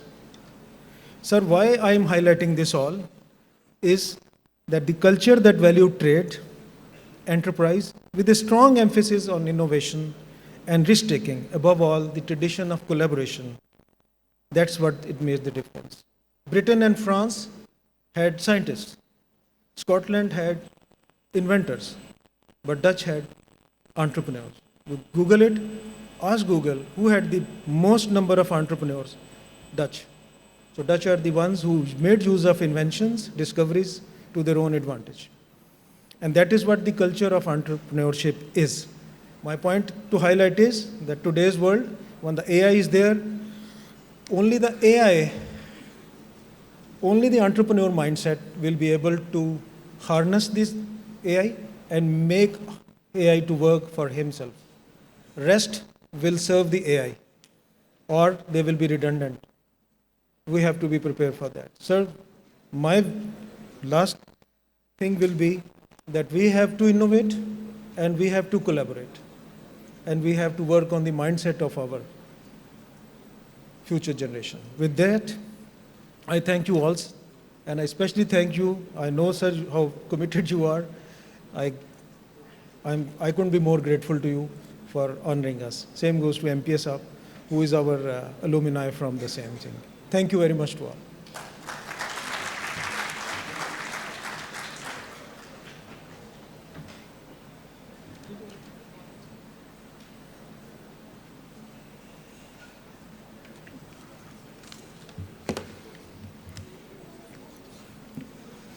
Thank you, sir. Now I request our esteemed chief guest, Speaker Punjab Assembly, Malik Muhammad Ahmed Khan, to please grace the rostrum. And I would like to request you to please stay on the stage for the souvenir distribution afterwards. Please welcome our honorable chief guest.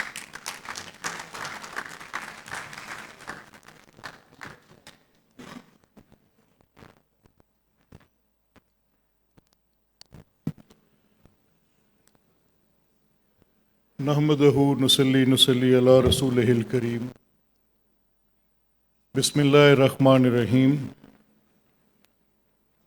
Worthy Vice Chancellor, Garrison University, Lahore.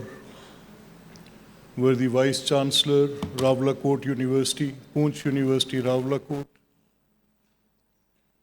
Distinguished guests, Dr. Saab from Turkey, honorable members of the faculty, members visiting from abroad, dear students. I can see Khizr Khan is here. He is an old alumni. He is worthy member of our Provincial Assembly, Punjab, from Rajanpur. Indeed, it is a great honor for me to be part of this arrangement which you have made. And you are talking something which is exactly the need of the hour. You are talking about the sustainable models. Yes, it is the need of the hour. You are talking about AI, its impact, what AI can do to my society, what AI can do to the world, what AI can do to the climate. Yes, that is right. It is a dire need that we should be speaking of it. And how leadership can help in that. There's a dichotomy in leadership. There are situations in which you have to take decisions. Those decisions are not preset on an agenda. Sometimes there are situations. This AI might confront some situations. Trust me for that. I'm a student who just don't look at things hypothetically. I look at AI as AI is a developing region. Why I've used the word region? I've again drawn some interest from, as Dr. Saab, I was rephrasing it, as Dr. Saab from Turkey just said that how we brought this thing strategy into our course, that we have to strategize. And unless we strategize, even it is a matter of your decisions related to your households, or it is decision for your companies, or it is decision for your governance, or it is a fight between two armies, and if they don't strategize, what happens?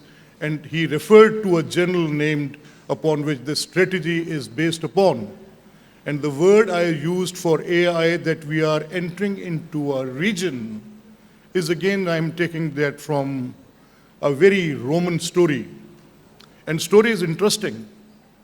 I believe that my dear students would have a lot of interest in that. And the story is that the Greeks, they believed that there is an array of gods, a list of gods. It's not just one god. There are gods. There's a god of weather. There's the god of wellness, god of happiness, god of sorrow. A god who can create a thunderstorm is a different god. There's a god who has the power that he can give them the strength to win over the armies. This was all there. They were humans, those who were practicing it. Now, a recent research by the same author of Sapiens and Homo Deus, he writes it clearly that we human are in habit of creating something that which we cannot control. Is that the case? The word I'm using, region, I'm using deliberately. Are we humans creating something which will regulate our lives? Or are we just looking into those mythologies which Greek had before the Romans? They thought there are gods. But as we know, were there gods? Has the religion told us a different story from that? Do we humans keep on believing in it the way we are believing it? Or will it change? Quran, it says, जो बड़े दराज कद थे, मुल्कों में ऐसे ना थे, वो कौमें आद थे और पहाड़ों को तराश कर घर बनाते थे जो आज नहीं हैं. So, what are we looking at? Are we looking at a machine as in recent past, which you must be knowing that the Nazis destructed by that invention, they destructed the whole Europe, the Europe which the worthy Vice Chancellor was praising for their entrepreneurship and their innovations. But did those innovations just help the humanity, or was there a destruction at one time? Now, students sitting here, I just want to knock the door at your minds. I just want you, trust me for this is very close to my heart. When I received the invitation from the worthy Vice Chancellor, now look at the level of engagement I had. I have an elder sister. She is literally ill, and her son is getting married today, and I have to travel back to my home village. I have 3 meetings pre-scheduled, and almost like 15 to 20 people in each meeting, traveling from different places, coming here. But this dialogue is so important to my heart, I have rescheduled the whole details. I have come here just to put few words with the students, few words with the members of the faculty. Now, can I make, by any length of imagination, even I think of it, that the members, those who are sitting in my assembly, they will be making laws which will regulate the AI, and they don't know a word about AI? We are confronted with the situation. Will I be in my right minds to say that the governance should be put with the AI and those innovations or those discoveries or those strategies will be given in the hands of those who have not been rightly educated for AI? It will be a crisis, a serious crisis. Those who have to make laws, they won't be able to make it. Those who have to implement it, they won't be able to implement it. And ladies and gentlemen, dear students, there's a country in the world, Estonia. The whole government, 80% of the queries, they are just referring it to the AI, 80% of it. And what AI is doing there, that has to be seen yet. We humans have to see that what we did to our race, actually, what this machine will do to that. So is it for complementing the betterment of the society and humanity, or is it by just regulating it? In Pakistan, we have some very indigenous challenges. The challenges are manifold. We are lacking dialogue today. Yes, we are lacking. As I said, that the leadership is a dichotomy of leadership, that sometimes you have to make decisions with the human instinct. You cannot leave the role of the leadership with the machine. It could not be left so. Ladies and gentlemen, dear students, so the thought which I'm leaving with you today is that as I entered into the university today, I was really happy. I was really happy to see that the public responsibility which this university is actually advocating, they are bringing in good sentiment in the rural life. I'm really happy to see that because unfortunately in last 70 years of this country, the problem which we have had here today is कि मैं आपको ये यकीन से कह सकता हूँ कि आपकी सारी इन्वेस्टमेंट, आपके सारे वसाइल का रुख, आपकी पूरी हुकूमत की तवज्जो, आपकी सियासी जमातें, आपके अदारे, आपकी अदलिया, आपकी अस्करी बाजू, सबका रुख तवज्जो आपके शहरों की तरफ रही, देहात आपकी तवज्जो के तालिब हैं। वेल डन गैरिसन यूनिवर्सिटी, आप जो कर रहे हैं, I really appreciate that because I in true sense of word I am a villager, और मुझे वहाँ की कसमपुसरी का, वहाँ की तकलीफ़ का, वहाँ के दुख का एहसास है। मैं मौजूदा हुकूमत का भी शुक्रगुजार हूँ कि जिन्होंने ये वसाइल का रुख अब देहात की तरफ किया है, जिससे फ़ायदा होगा। एंड ट्रस्ट में आपकी जो ये मिसमैच है, ये जब ख़त्म होगी अर्बन और रूरल की, तो उसके फ़वाइद आएंगे। Yes, AI can help in that. Yes, AI today can give me so many reasons to believe in कि किस तरीके से इसके ऊपर हम जाके अपने वो एक सेटल्ड मॉडल्स क्रिएट कर सकते हैं, जिसमें आपकी वो बुनियादी चीज़ें जो मुश्किल आ रही है, let's say for example out of school children. अगर ये मुझे बताया गया था कि आ रहे हैं, education minister is putting some good hard work under the leadership of Chief Minister, and I believe that they will be able to, as a team, they will be able to enroll the more students as they are claiming. लेकिन अक्सरियत देहात में है।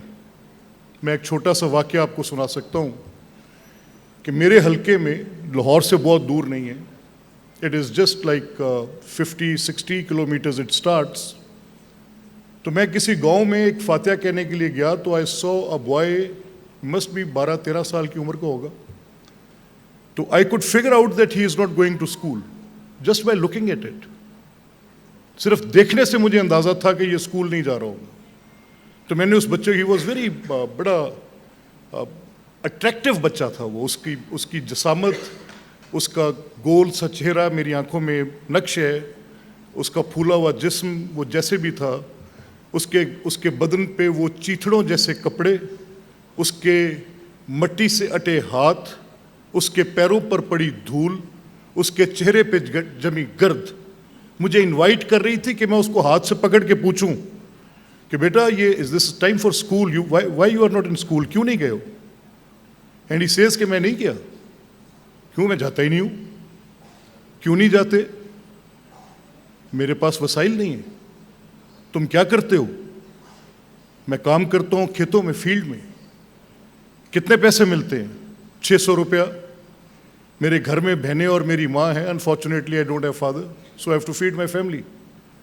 So I ask the people responsible that do you have a debtor? Answer was none. Do you have a debtor that young boy aged 12 years, a family he is feeding? How many similar cases in one village we have? It will be astonishing to know. 34 was the number. The boys under the age of 15, those who were feeding their family, it was a small village. 34 लोग थे वो बच्चे छोटे जो अपने घरों को चला रहे हैं, जो आज तक स्कूल नहीं गए। Ladies and gentlemen, I'm worried. At the same time, I will profess some hope here. हालात ये, इनको रुख कैसे तब्दील करना है। ये यूथ बिल 60% है, 60% of it is with me. This exploded population which I didn't control, I am at fault. I did not do the right distribution of resources, I am at fault. The policy maker is at default. He didn't perform right. All right. But it is not the end of the world. We can change it right standing here from today onwards. How? Let's double the budget. If we are investing 2% of the total budget or 3% of the total budget into the education, let's make it 5. Bring in AI. Give that education to that boy. Let's start with it. Let's give it to the schools at the rural centers where they are those primary schools. You can't even look at them. The buildings are horrifying. But I have a bulge of youth, which is 60%. The knowledge economy is there. I want to equip them with knowledge. I want to give them laptops. Chief Minister is doing it. Right, good.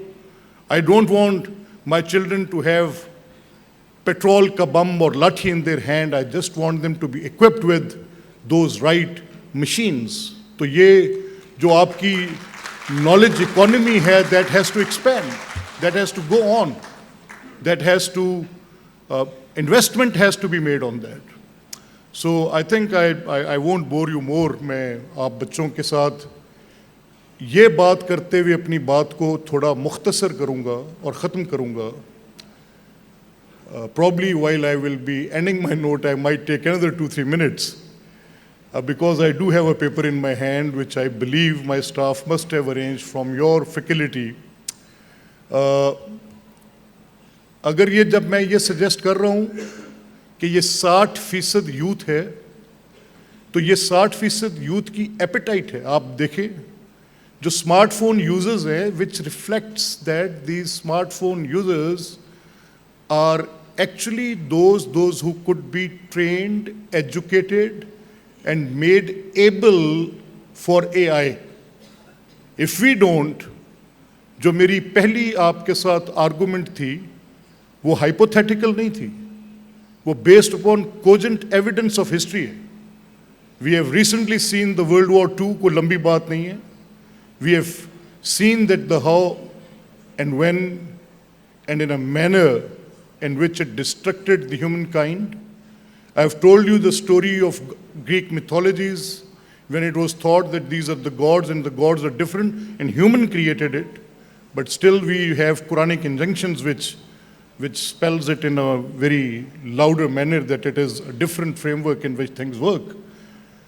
अगर ये 60% youth आप इस तरफ ले जाएं तो innovation, discovery, strategy अब आप लोगों के हाथ में है. I know my generation, if you pull me back, I will not be very receptive. Receptive age is the age in which you are sitting. आज आप मुझसे बेहतर सीख सकते हैं, मुझसे बेहतर अमल भी कर सकते हैं. Ladies and gentlemen, Honorable Vice Chancellors, I have literally tried my best in which I could say that such like arrangements which you have made should be more often. I have an old hall. It's a very ceremonial hall in assembly. I bring in people there from different walks of life, from civil society, from academia, and I make them interact for reasons like local governance, empowerment of women. I make them talk on labor rights. Make them talk on. मैं सख्त खिलाफ हूँ किसी मजहबी फतवे से डरे बगैर. मैं कम उम्र बच्चियों की शादियों का मुखालिफ तरीन शख्स हूँ और मैं उनको कहता हूँ कि खुलकर बात करो आके यहाँ पे. Please speak on it. How on earth it is against the religion मेरी समझ से बाहर है कि इसकी एज को कैप क्यों नहीं कर सकते आप, लेकिन बार कैफ. डायलॉग मुआशरे को तवाना करता है और मेरी इस वक्त जो अपरेंटली इस आपकी जो गवर्नेंस एफिशिएंसी है, if you won't be able to cope with the world, you will be left behind. And the systems have to be indigenous. Nobody will create it for you. You have to create it for yourself. Or can you leave yourself without the cyber security? Can you leave yourself for a system created by someone else and leaving your defense strategy with them, your economic databases with anybody who has created for you. So these are these academic institutions, these universities, the academia, you have to look for it, that the model you create, so more hard work, more interactions like these, universities, it is very heartening to know that Garrison University is talking to Poonch University, Rawalakot, and the Vice Chancellor just told me that he, once he was there, how productive these sessions were. Those interactions were very productive. So, wishing you all the best for this purpose. Sir, keep it up, keep on doing it. And as we stand very low on global AI index, you must be knowing it. So all these universities, I believe that the government should wake up. The policy makers should wake up. They should be knowing this humongous challenge, which is not just coming with some low noise of any entrance. It is just coming with the full flow. So my request would be that we all should be sitting together, putting our heads down and working for the right framework for the AI. May it be legislative or may it be academics. Thank you very much, ladies and gentlemen.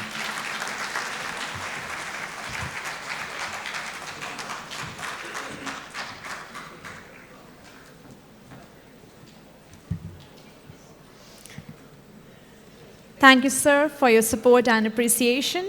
We will now proceed towards the souvenir distribution.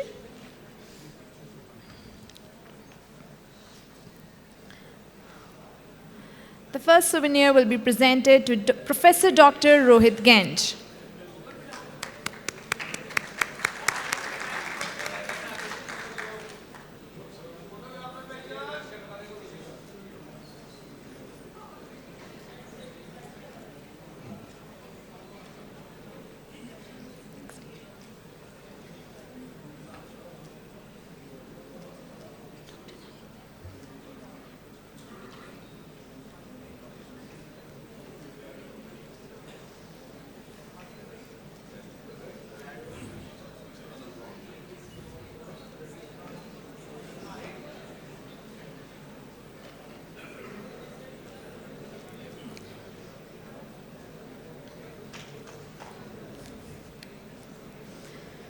Our panelist, Dr. Badli Shah Ahmed.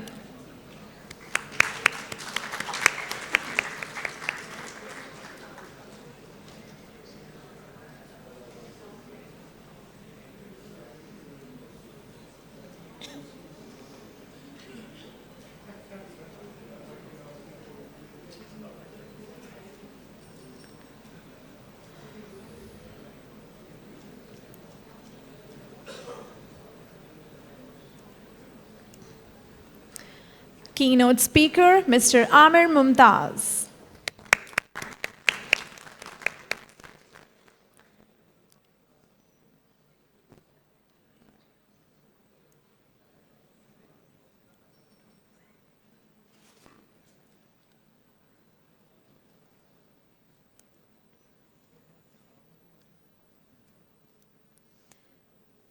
Ms. Falahat Imran.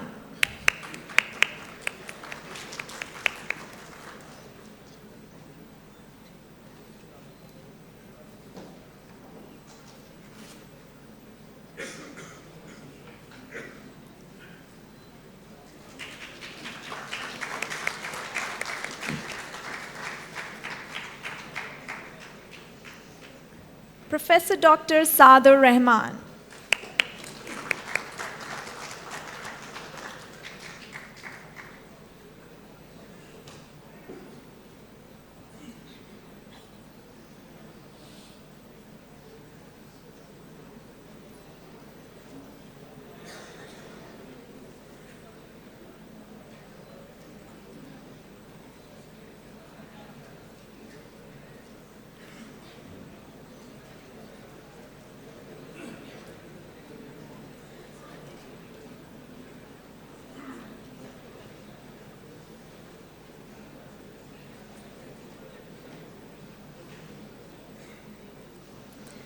Mr. Ehtisham Ali Raja.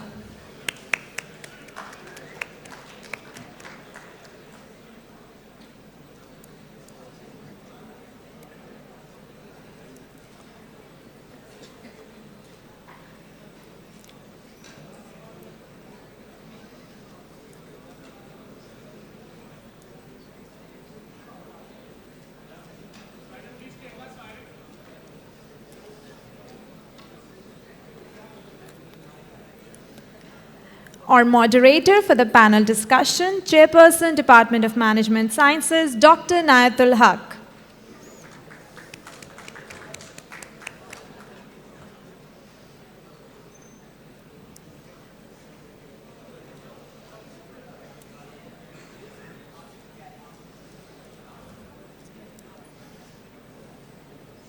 I now request the Honorable Chief Guest to please present souvenir to the conference chair, Professor Dr. Rizwana Bashir.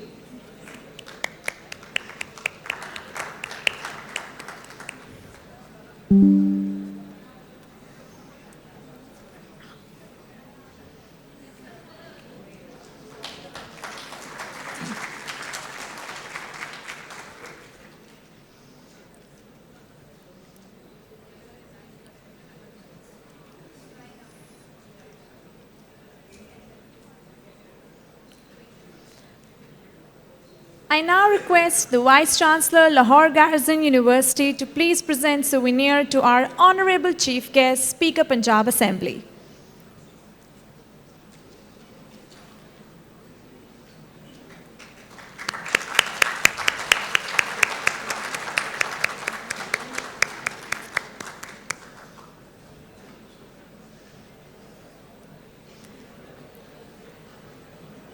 Thank you, sir. Thank you, ma'am. My very sincere apologies. I would have stayed the whole day, but as I have earlier said that I have some commitment, it doesn't seem appropriate and doesn't look nice even that I have to leave so early. But if your faculty and your Vice Chancellor agrees, I would request all the students to come and witness one of the assembly sessions, and so we can interact more. Thank you very much. We will now proceed towards our next keynote speaker. Our next keynote speaker is Professor Dr. Saad Rahman, who needs no introduction at Lahore Garrison University. He has been mentoring our computer sciences accreditation, and today he has traveled all the way from Kanpur to be here with us. He is an experienced academic and researcher with over 20 years in computer sciences, currently serving as the Director General of Kanpur Institute and Technology. Please welcome Professor Dr. Saad Rahman. बिस्मिल्लाहिर्रहमानिर्रहीम अस्सलाम वालेकुम मुझे कोई response नहीं आया अस्सलाम वालेकुम that's nice ठीक है so I think it would be good if we can have a direct link with each other so अगर आप इजाज़त दें तो shall I start? Tell me how many of you are from management background, management sciences department. Please raise your hands. And how many are from CS department, computer science and computing? So once I got the invitation about delivering a talk on this topic, sustainability, AI, innovation and leadership. So I started off with, as an engineer would always do, go into the quantitative presentation. But once I was coming from Rahim Yar Khan yesterday, so I would request if all the audience can be a little bit quieter and just listen. As I was telling that once I got the invitation about presenting in this conference, so as would an engineer do, I just went into the quantitative analysis and just made my presentation. But yesterday once I was coming from Rahim Yar Khan, I just thought that once I just had the scrolled the website, it was a management sciences. So I just thought, no, my direction is wrong. So I would be just expecting management sciences student. So today an engineer will teach you a little bit about management sciences. I hope that I will be able to make you feel better in this. So important thing which I had to see was sustainability, AI, innovation and leadership. So exploring how AI, innovation, leadership can converge. So basically these are 4 or 5 different things and my idea was to converge them on one single point. उसको कैसे इकट्ठा कर सकते हैं? So a little bit of my background. So I did my master's and PhD from UK and it was all government sponsored. Then I was a consultant at the Prime Minister Youth Program and I'm also the ex-member of Punjab Higher Education Commission. Over 18 years I am an ex-dean and ex-vice chancellor. Currently I am member of National Technology Council as well and also the Director General of Kanpur Institute of Technology. So just moving, so the convergence of the critical forces, so how we can just converge जो हमने सारा topic रखा हुआ है, how to converge them. So सबसे पहले एक जो चीज़ थी कि convergence के लिए we just needed something very important and that was the climate. I just thought of कि हमें एक एग्जाम्पल लेके चलनी चाहिए कि जिसके ऊपर हम सारी चीज़ों को कन्वर्ज कर सकें. Since I was coming to Lahore और अगर मैं थोड़ा सा पीछे चला जाऊँ, so about the smog and all those, Lahore was in the top basically in the most polluted city in the whole world. So I just thought, okay, why not to have that in perspective.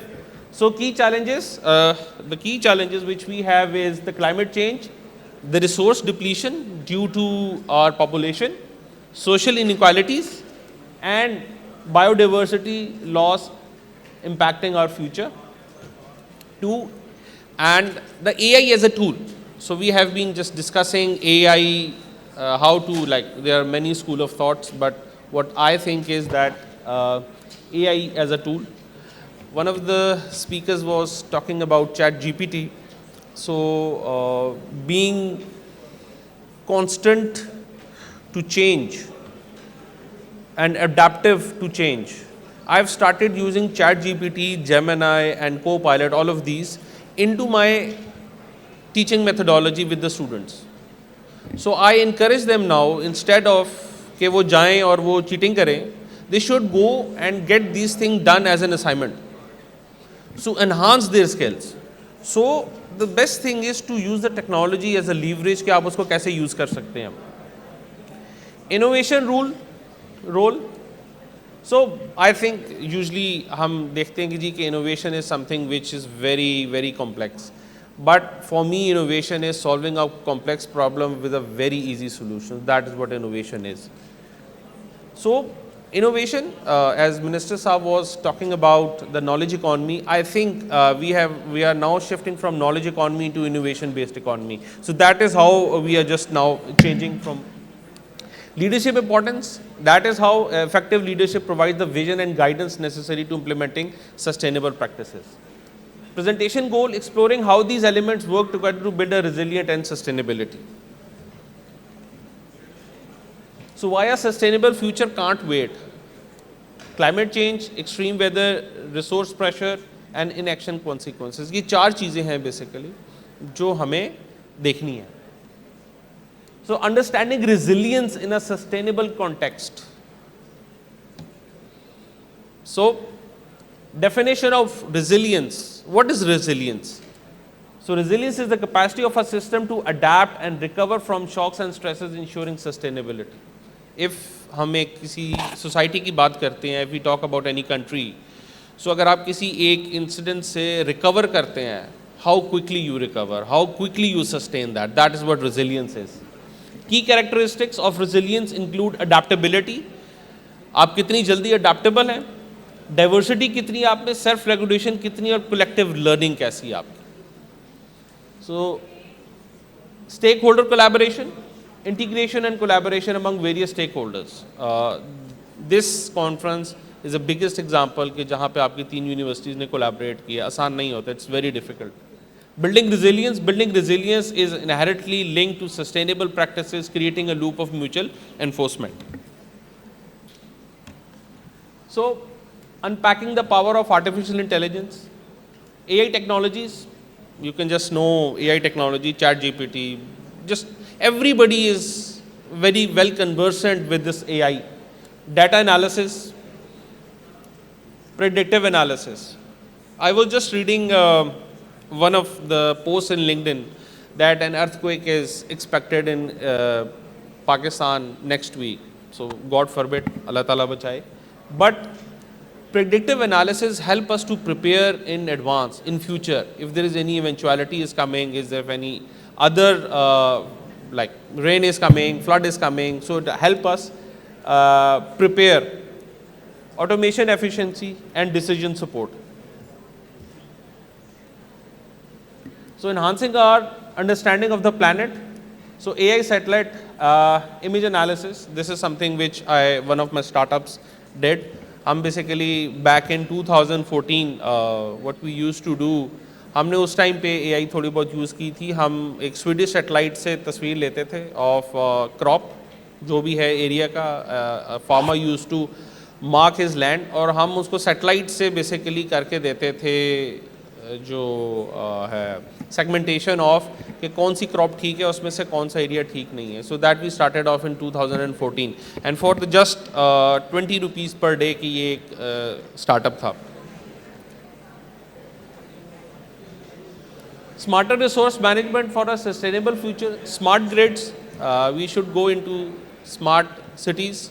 वो हमें देखनी है किस तरीके से हम smart cities बना सकते हैं, हमारे जो रिसोर्सेज हैं उनको कैसे हम मैक्सिमाइज कर सकते हैं. Precision agriculture, that is again very important. AI driven supply chain and advance waste management thing.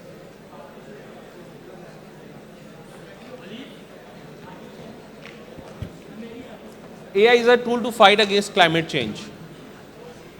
So again, I've always said that artificial intelligence is a tool which we will use. So improving climate models, accelerating carbon solutions, optimizing energy consumption and supporting renewable energy. Solutions through innovation. So there are three kinds of innovations which I just see, that technological innovation, social innovation, business model innovation, which our esteemed guest also mentioned, and the policy innovation. So breakthrough technologies for a greener future, advanced renewable energy, green hydrogen innovations, sustainable materials development and carbon capture technologies. So new approach to sustainable living and commerce, circular economy models. Again, my esteemed Professor Saab talked about the circular economy, community-led initiatives, sustainable urban design and inclusive business models.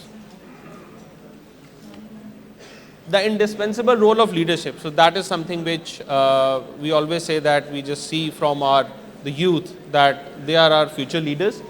Sustainable leadership, the key qualities of long-term thinking, integrity and adaptability, collaboration importance and skillful communication.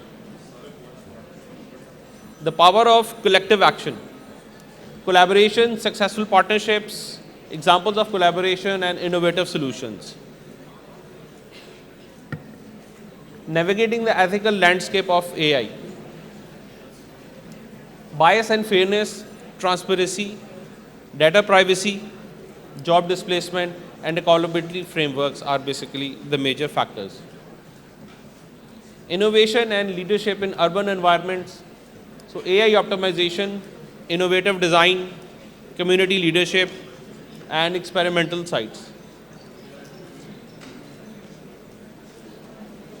So transforming agriculture for a food secure future. So the transformation of agriculture is crucial for ensuring food security in the future with advancements in AI, innovative crop solutions, effective leadership and investment. Redefining our relationship with resources, circular economy, AI optimization, leadership and innovative business models. navigating the path to sustainable and resilient world, technological challenges, social and regulatory gaps, behavioral changes, and growth of green jobs.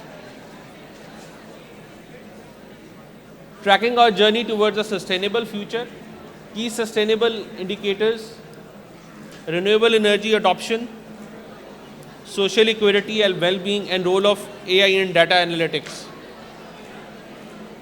The future is on our hands. AI innovation, collaboration, and inspiring hope. So that is the end. And if you have any questions, you may please ask. Thank you. Thank you, sir. Ladies and gentlemen, our guest of honor has arrived. Please welcome Mr. Rana Sikandar Hayat, Minister of Education.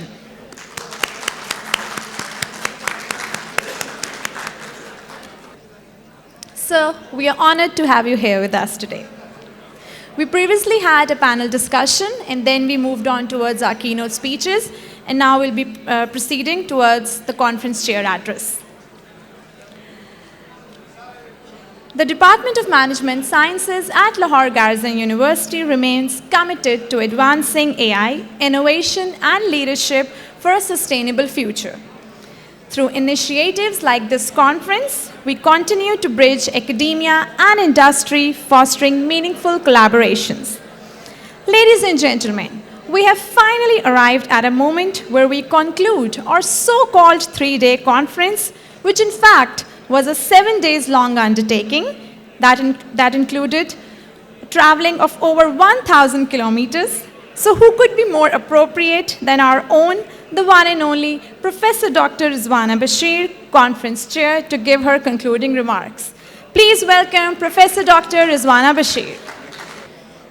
Thank you, Komal, and for exaggerating the extent of the conference and the efforts. Please see me in my office on Monday.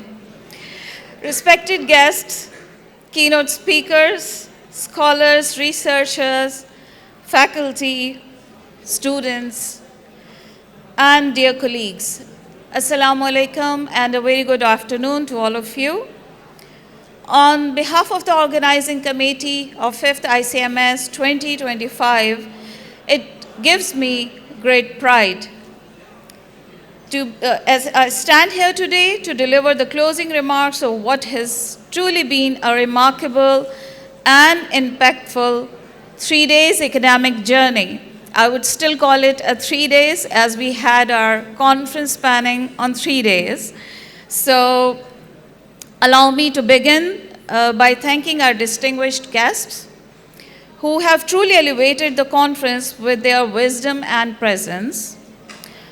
We are deeply honored to have been joined by Mr. Malik Ahmed Khan, Honorable Speaker of Punjab Assembly, Mr. Rana Sikandar Hayat, respected Education Minister of Punjab, Professor Dr. Zakaria Zakir, Vice Chancellor, University of Poonch, Rawalakot. We are grateful for the invaluable global insights shared throughout the conference. Our sincere thanks go to our international keynote speakers, Professor Rohit Ganj, who traveled all the way from Turkey to be with us today, Mr. Amir Mumtaz, he came from New York, and Professor Dr. Badli Shah Ahmed joined us from Malaysia. We also extend a deep appreciation to our national keynote speakers, Dr. Saad Rahman, Director General, Kanpur Institute of Technology, Ms. Falahat Imran, President, Women Chamber of Commerce and Industry. Their participation has significantly enriched our discussion here in Lahore. We truly appreciate our panelist, Dr. Suleiman Shahid from LUMS-X, Ms. Kamal Chima, founder and CEO, My Impact Meter, Mr. Ehtisham Ali Raja, Program Director, NBAC, and Dr. Beg Zadeh for the insightful contribution and for enriching the important discussion. It is also encouraging to see overwhelming energy brought by over 100 students who came from University of Management and Technology to engage with these discussions with their professor, Dr. Hamad Raza. Thank you very much for being part of this. Ladies and gentlemen, from the serene heights of University of Poonch Rawalakot to the nation's capital at Foundation University, and now concluding here in the heart of Pakistan at Lahore Garrison University, this conference has not only spanned across regions, but has also built intellectual bridges between academia, industry, and government.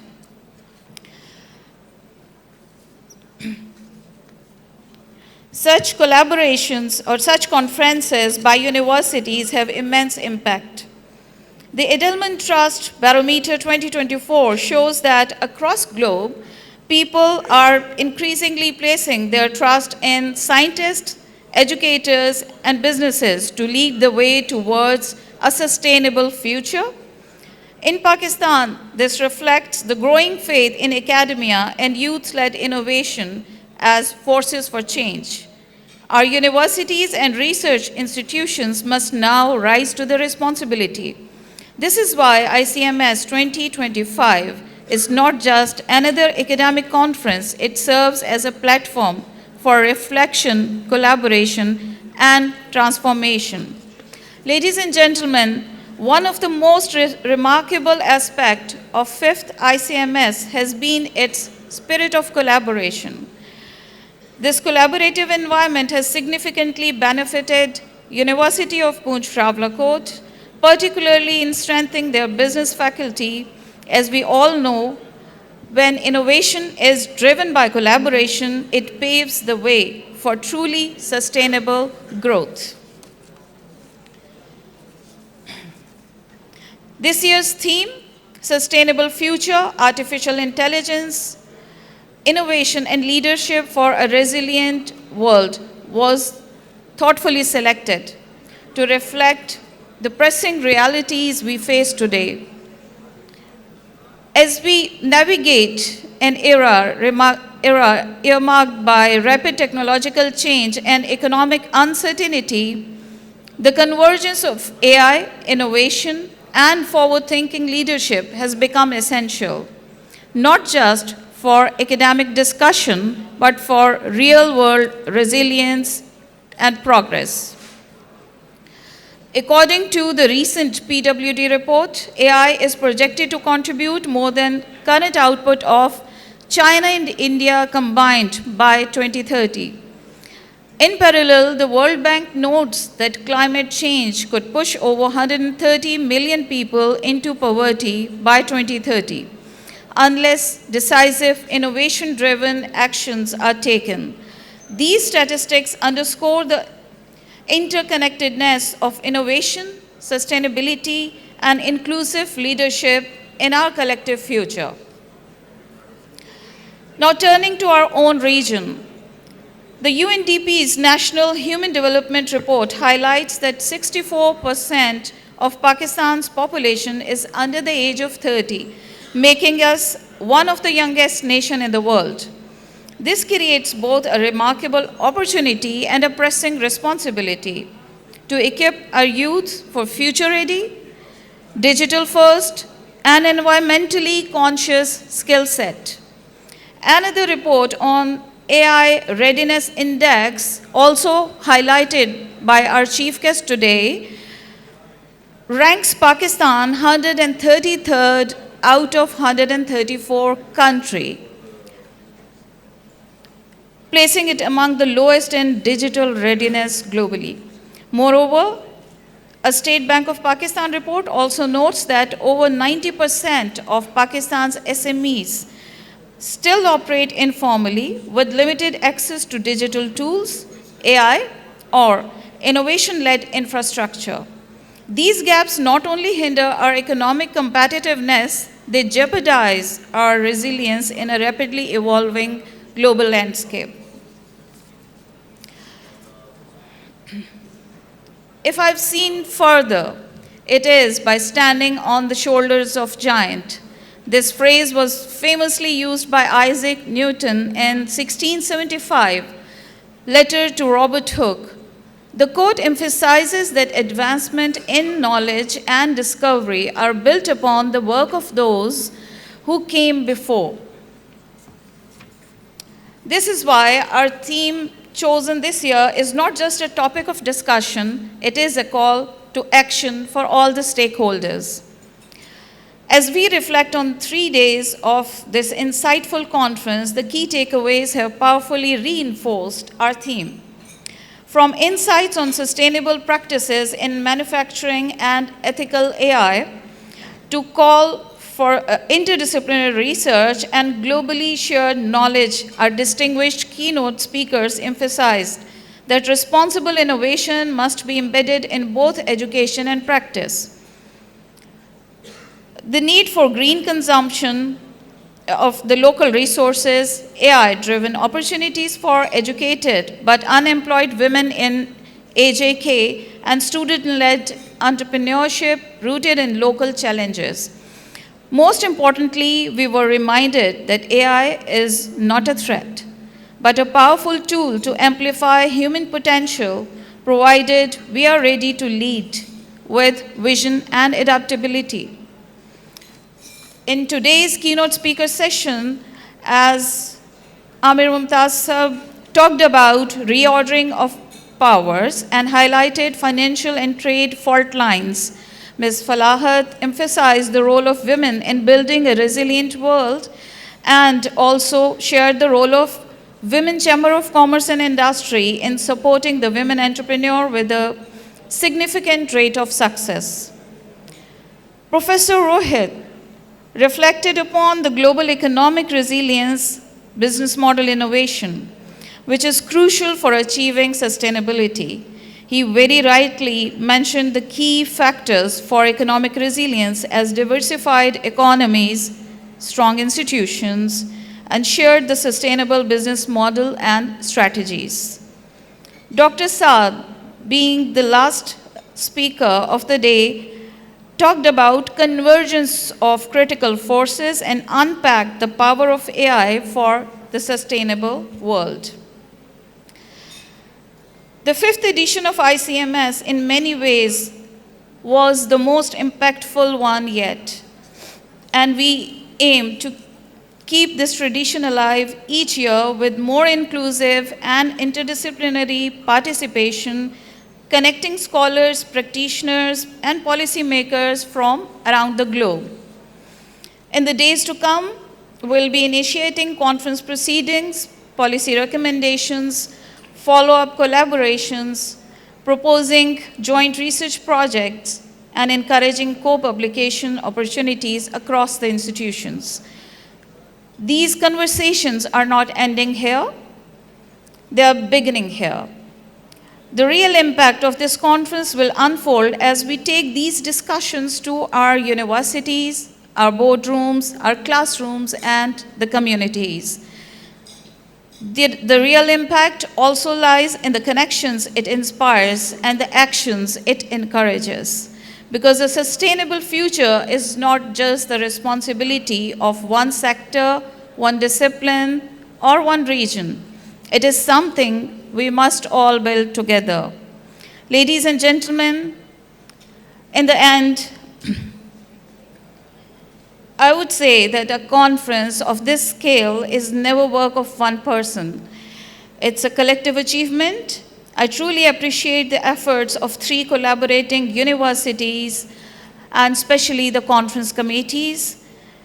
2, my faculty, student organizers and technical staff and volunteers. Your energy, professionalism, and tireless efforts have made this possible.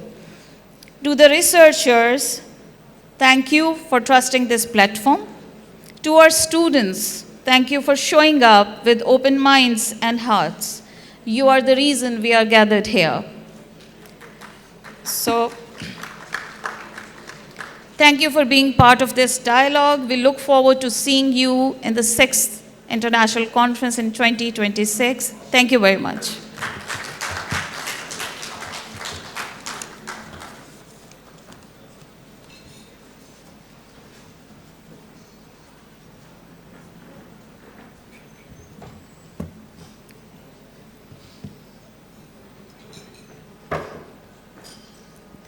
Thank you, man, for being a constant source of support and motivation. I will now request our guest of honor, Mr. Rana Sikandar Hayat, Minister of Education, to please come forward and share his views with us. Please welcome our guest of honor.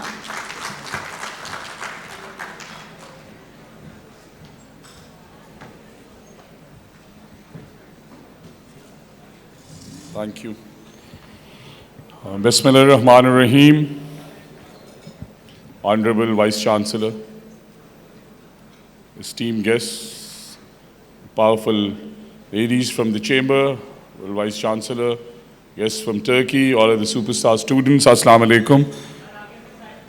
I will take only 5 minutes because I know aaj Juma hai. First of all, I want to apologize that I got here with a 45-minute delay because we were doing a live program and I'm holding this since the morning and this in my jacket, but there's 2-3 things that I want to speak out primarily. Speak about the power of artificial intelligence, which is, I think, the most important equalizer. As a country, we've missed a few things in the past 2-3 decades. I can go on and on about questions as a young Pakistani on where my IIT is, on what was done in AI for the past 3-4 years by us. So I think, speaking as Education Minister, I don't find a lot of big examples on where we've actually taken AI seriously. But this year, we are going to make 2 centers of excellence for the public sector and the private sector universities so we can finally begin work on artificial intelligence. And we will facilitate all the government and private sectors, otherwise including the industry, on whatever work they can get done through artificial intelligence. I also want to announce I met the Honorable Vice Chancellor and we've actually started working together for the betterment of education. So हमेशा यही कहा जाता था कि public sector university students को scholarships दें, public sector university students को laptops दें. So inshallah, from the upcoming year, we have, well, for the last year we had 11 universities including LUMS, FAST, NUST, BNU and a lot of other big names, जिनमें हमने होनहार scholarship दी, जिसका मतलब है कि आपकी 4 साल की फीस जो है वो चीफ मिनिस्टर पंजाब और होनहार स्कॉलरशिप से पे हो रही है. So this year we want to make Lahore Garrison University our partner as well, and inshallah the students from LGU will be eligible to apply for the said scholarship ताकि आप financially independent हो सकें. और साथ ही साथ laptops public sector students के लिए क्यों, प्राइवेट सेक्टर स्टूडेंट्स के लिए भी होने चाहिए. And I want to ask a very simple question to all of you. How important are gadgets and laptops for the students? Are they important? Can you please raise your hands and tell us and how important they are? They are very important, right? So you think the Chief Minister's laptop program should continue and it should expand to the private sector universities. I will send this very sad request to the Chief Minister, and inshallah, the vision is that we are never going to ask you which political party you voted for. We are never going to deny or give you a scholarship on what your race and religion is, because we believe that every student who dreams big, who wants to excel, our Chief Minister has given me this mandate that our access to higher education, we were just speaking about it, and I met a great lady from here, from this university, who's working in the rural villages, that our access to higher education, so Bangladesh में इस time, higher education में 17-18% बच्चे translate हो रहे हैं, India में 26 से 28% हो रहे हैं, हमारे पास सिर्फ 8% हो रहे हैं. So our game should be, our plan exactly is the same way, that in the next 5 years our access to higher education should at least double and we should beat Bangladesh and be very close to India. And then our global international rankings for our universities. I'm telling the students the right disciplines to study.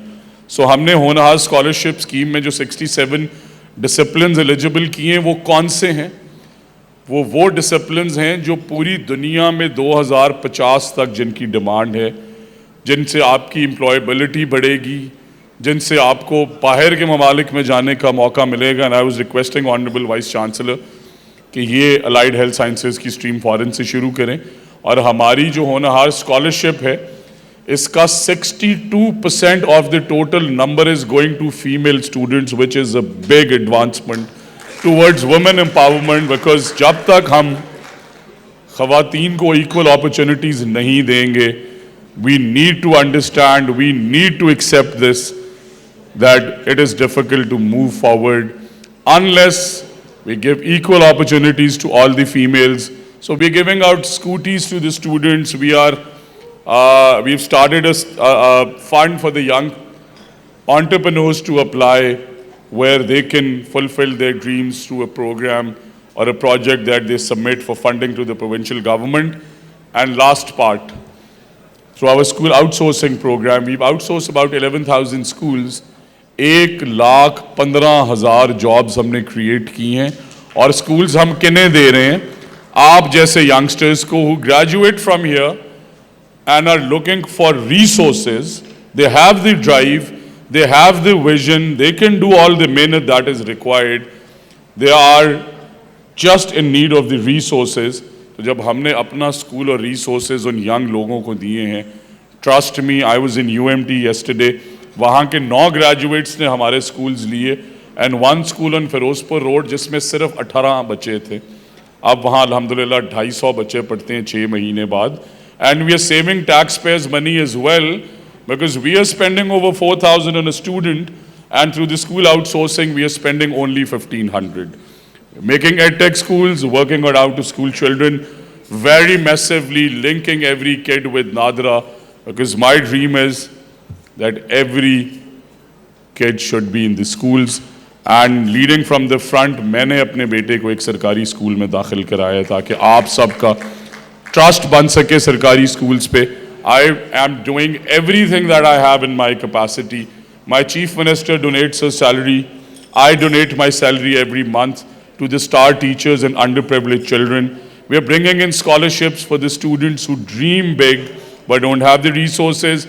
We are bringing in laptops from the 30th of April, inshallah, ek hafta reh gaya. We are giving out scooties to the females who want to access their higher education, universities and colleges. We've started our pink buses, we did the pink games, and now, inshallah, I was giving the good news to Honorable Vice Chancellor. इस summers में इंशाल्लाह 600 electric buses आ रही हैं पंजाब में, and chief minister has been very kind कि हमारे major routes जो हैं, all of the students of Punjab will have a student card and free transport facility for the entire province. आप लाहौर से भावलपुर जाना चाहें for a course in IUB Bahawalpur, BZU Bahawalpur, your travel is going to be free. You want to travel to your university, your travel is going to be free. And smartly, we talk about sustainability because the buses are electric. The Vice Chancellor also will not have any PUL or fuel charges to pay. So with this dream, with this vision, with this wish, with this prayer that we young people can turn things around. And I, at 38 years, I am an example in front of all of you कि मैं पहली दफ़ा parliament में आया हूँ, मैं पहली दफ़ा एजुकेशन मिनिस्टर बन गया, and we honestly are doing our best. So given the chance, young people can do wonders, and every political party says this. So this is one tip that I want to give to you, that her political party आपको आगे यही कहेगी कि 65% number जो है वो youth का under 35 है, हम उनके लिए बहुत काम कर रहे हैं. बट हमारे पास 3 एग्जाम्पल्स हैं. पंजाब में प्रोविंशियल गवर्नमेंट है PMLN की, सिंध में प्रोविंशियल गवर्नमेंट है पीपल्स पार्टी की, और KP में प्रोविंशियल गवर्नमेंट है PTI की. तो आप यंग लोगों को मैं एक रिक्वेस्ट करना चाहता हूँ कि तीनों जो हमारी प्रोविंशियल कैबिनेट्स हैं उनकी एवरेज एज निकालें, और जिसमें यंग लोग ज़्यादा हैं उसने यंग लोगों के लिए काम किया. That is a fair justice to everybody. So God has given you brains to think with sane brains on who you want to vote for. That is not our domain. But inshallah, rest assured, for the next 4 years, your stories are going to be printed in The Economist. The Indian Times will write about you. We will forget the Indian Punjab revolution under Kejriwal, and inshallah ta'ala, this education revolution in Punjab is going to be #1 in the world, because one belief that I have is everything else in the world can wait. Education cannot wait a second, not anymore. Thank you very much. Thank you so much, sir. I now request the Honorable Vice Chancellor, Lahore Garrison University, and the conference chair to please present the souvenir to our guest of honor.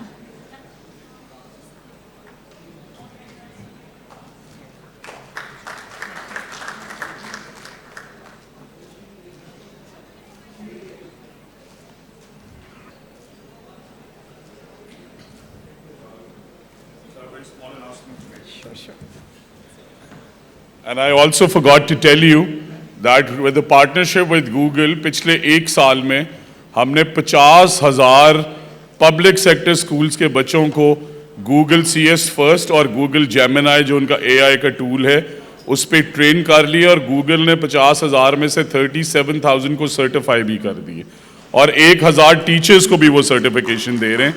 So not only colleges and universities, schools also are going to be aligned with the best global practices. Thank you. Thank you, sir. As we finally approach the conclusion of this insightful conference, we express our gratitude to everyone who contributed to its success. We extend our deepest gratitude to all guests, participants, speakers, and attendees whose contribution made this event a success. We especially thank our host institutions, University of Poonch Rawalakot and Foundation University Islamabad, for their invaluable support and shared commitment to academic excellence. Ladies and gentlemen, we now invite you all to proceed to the entrepreneurial gala, which is taking place in the main ground.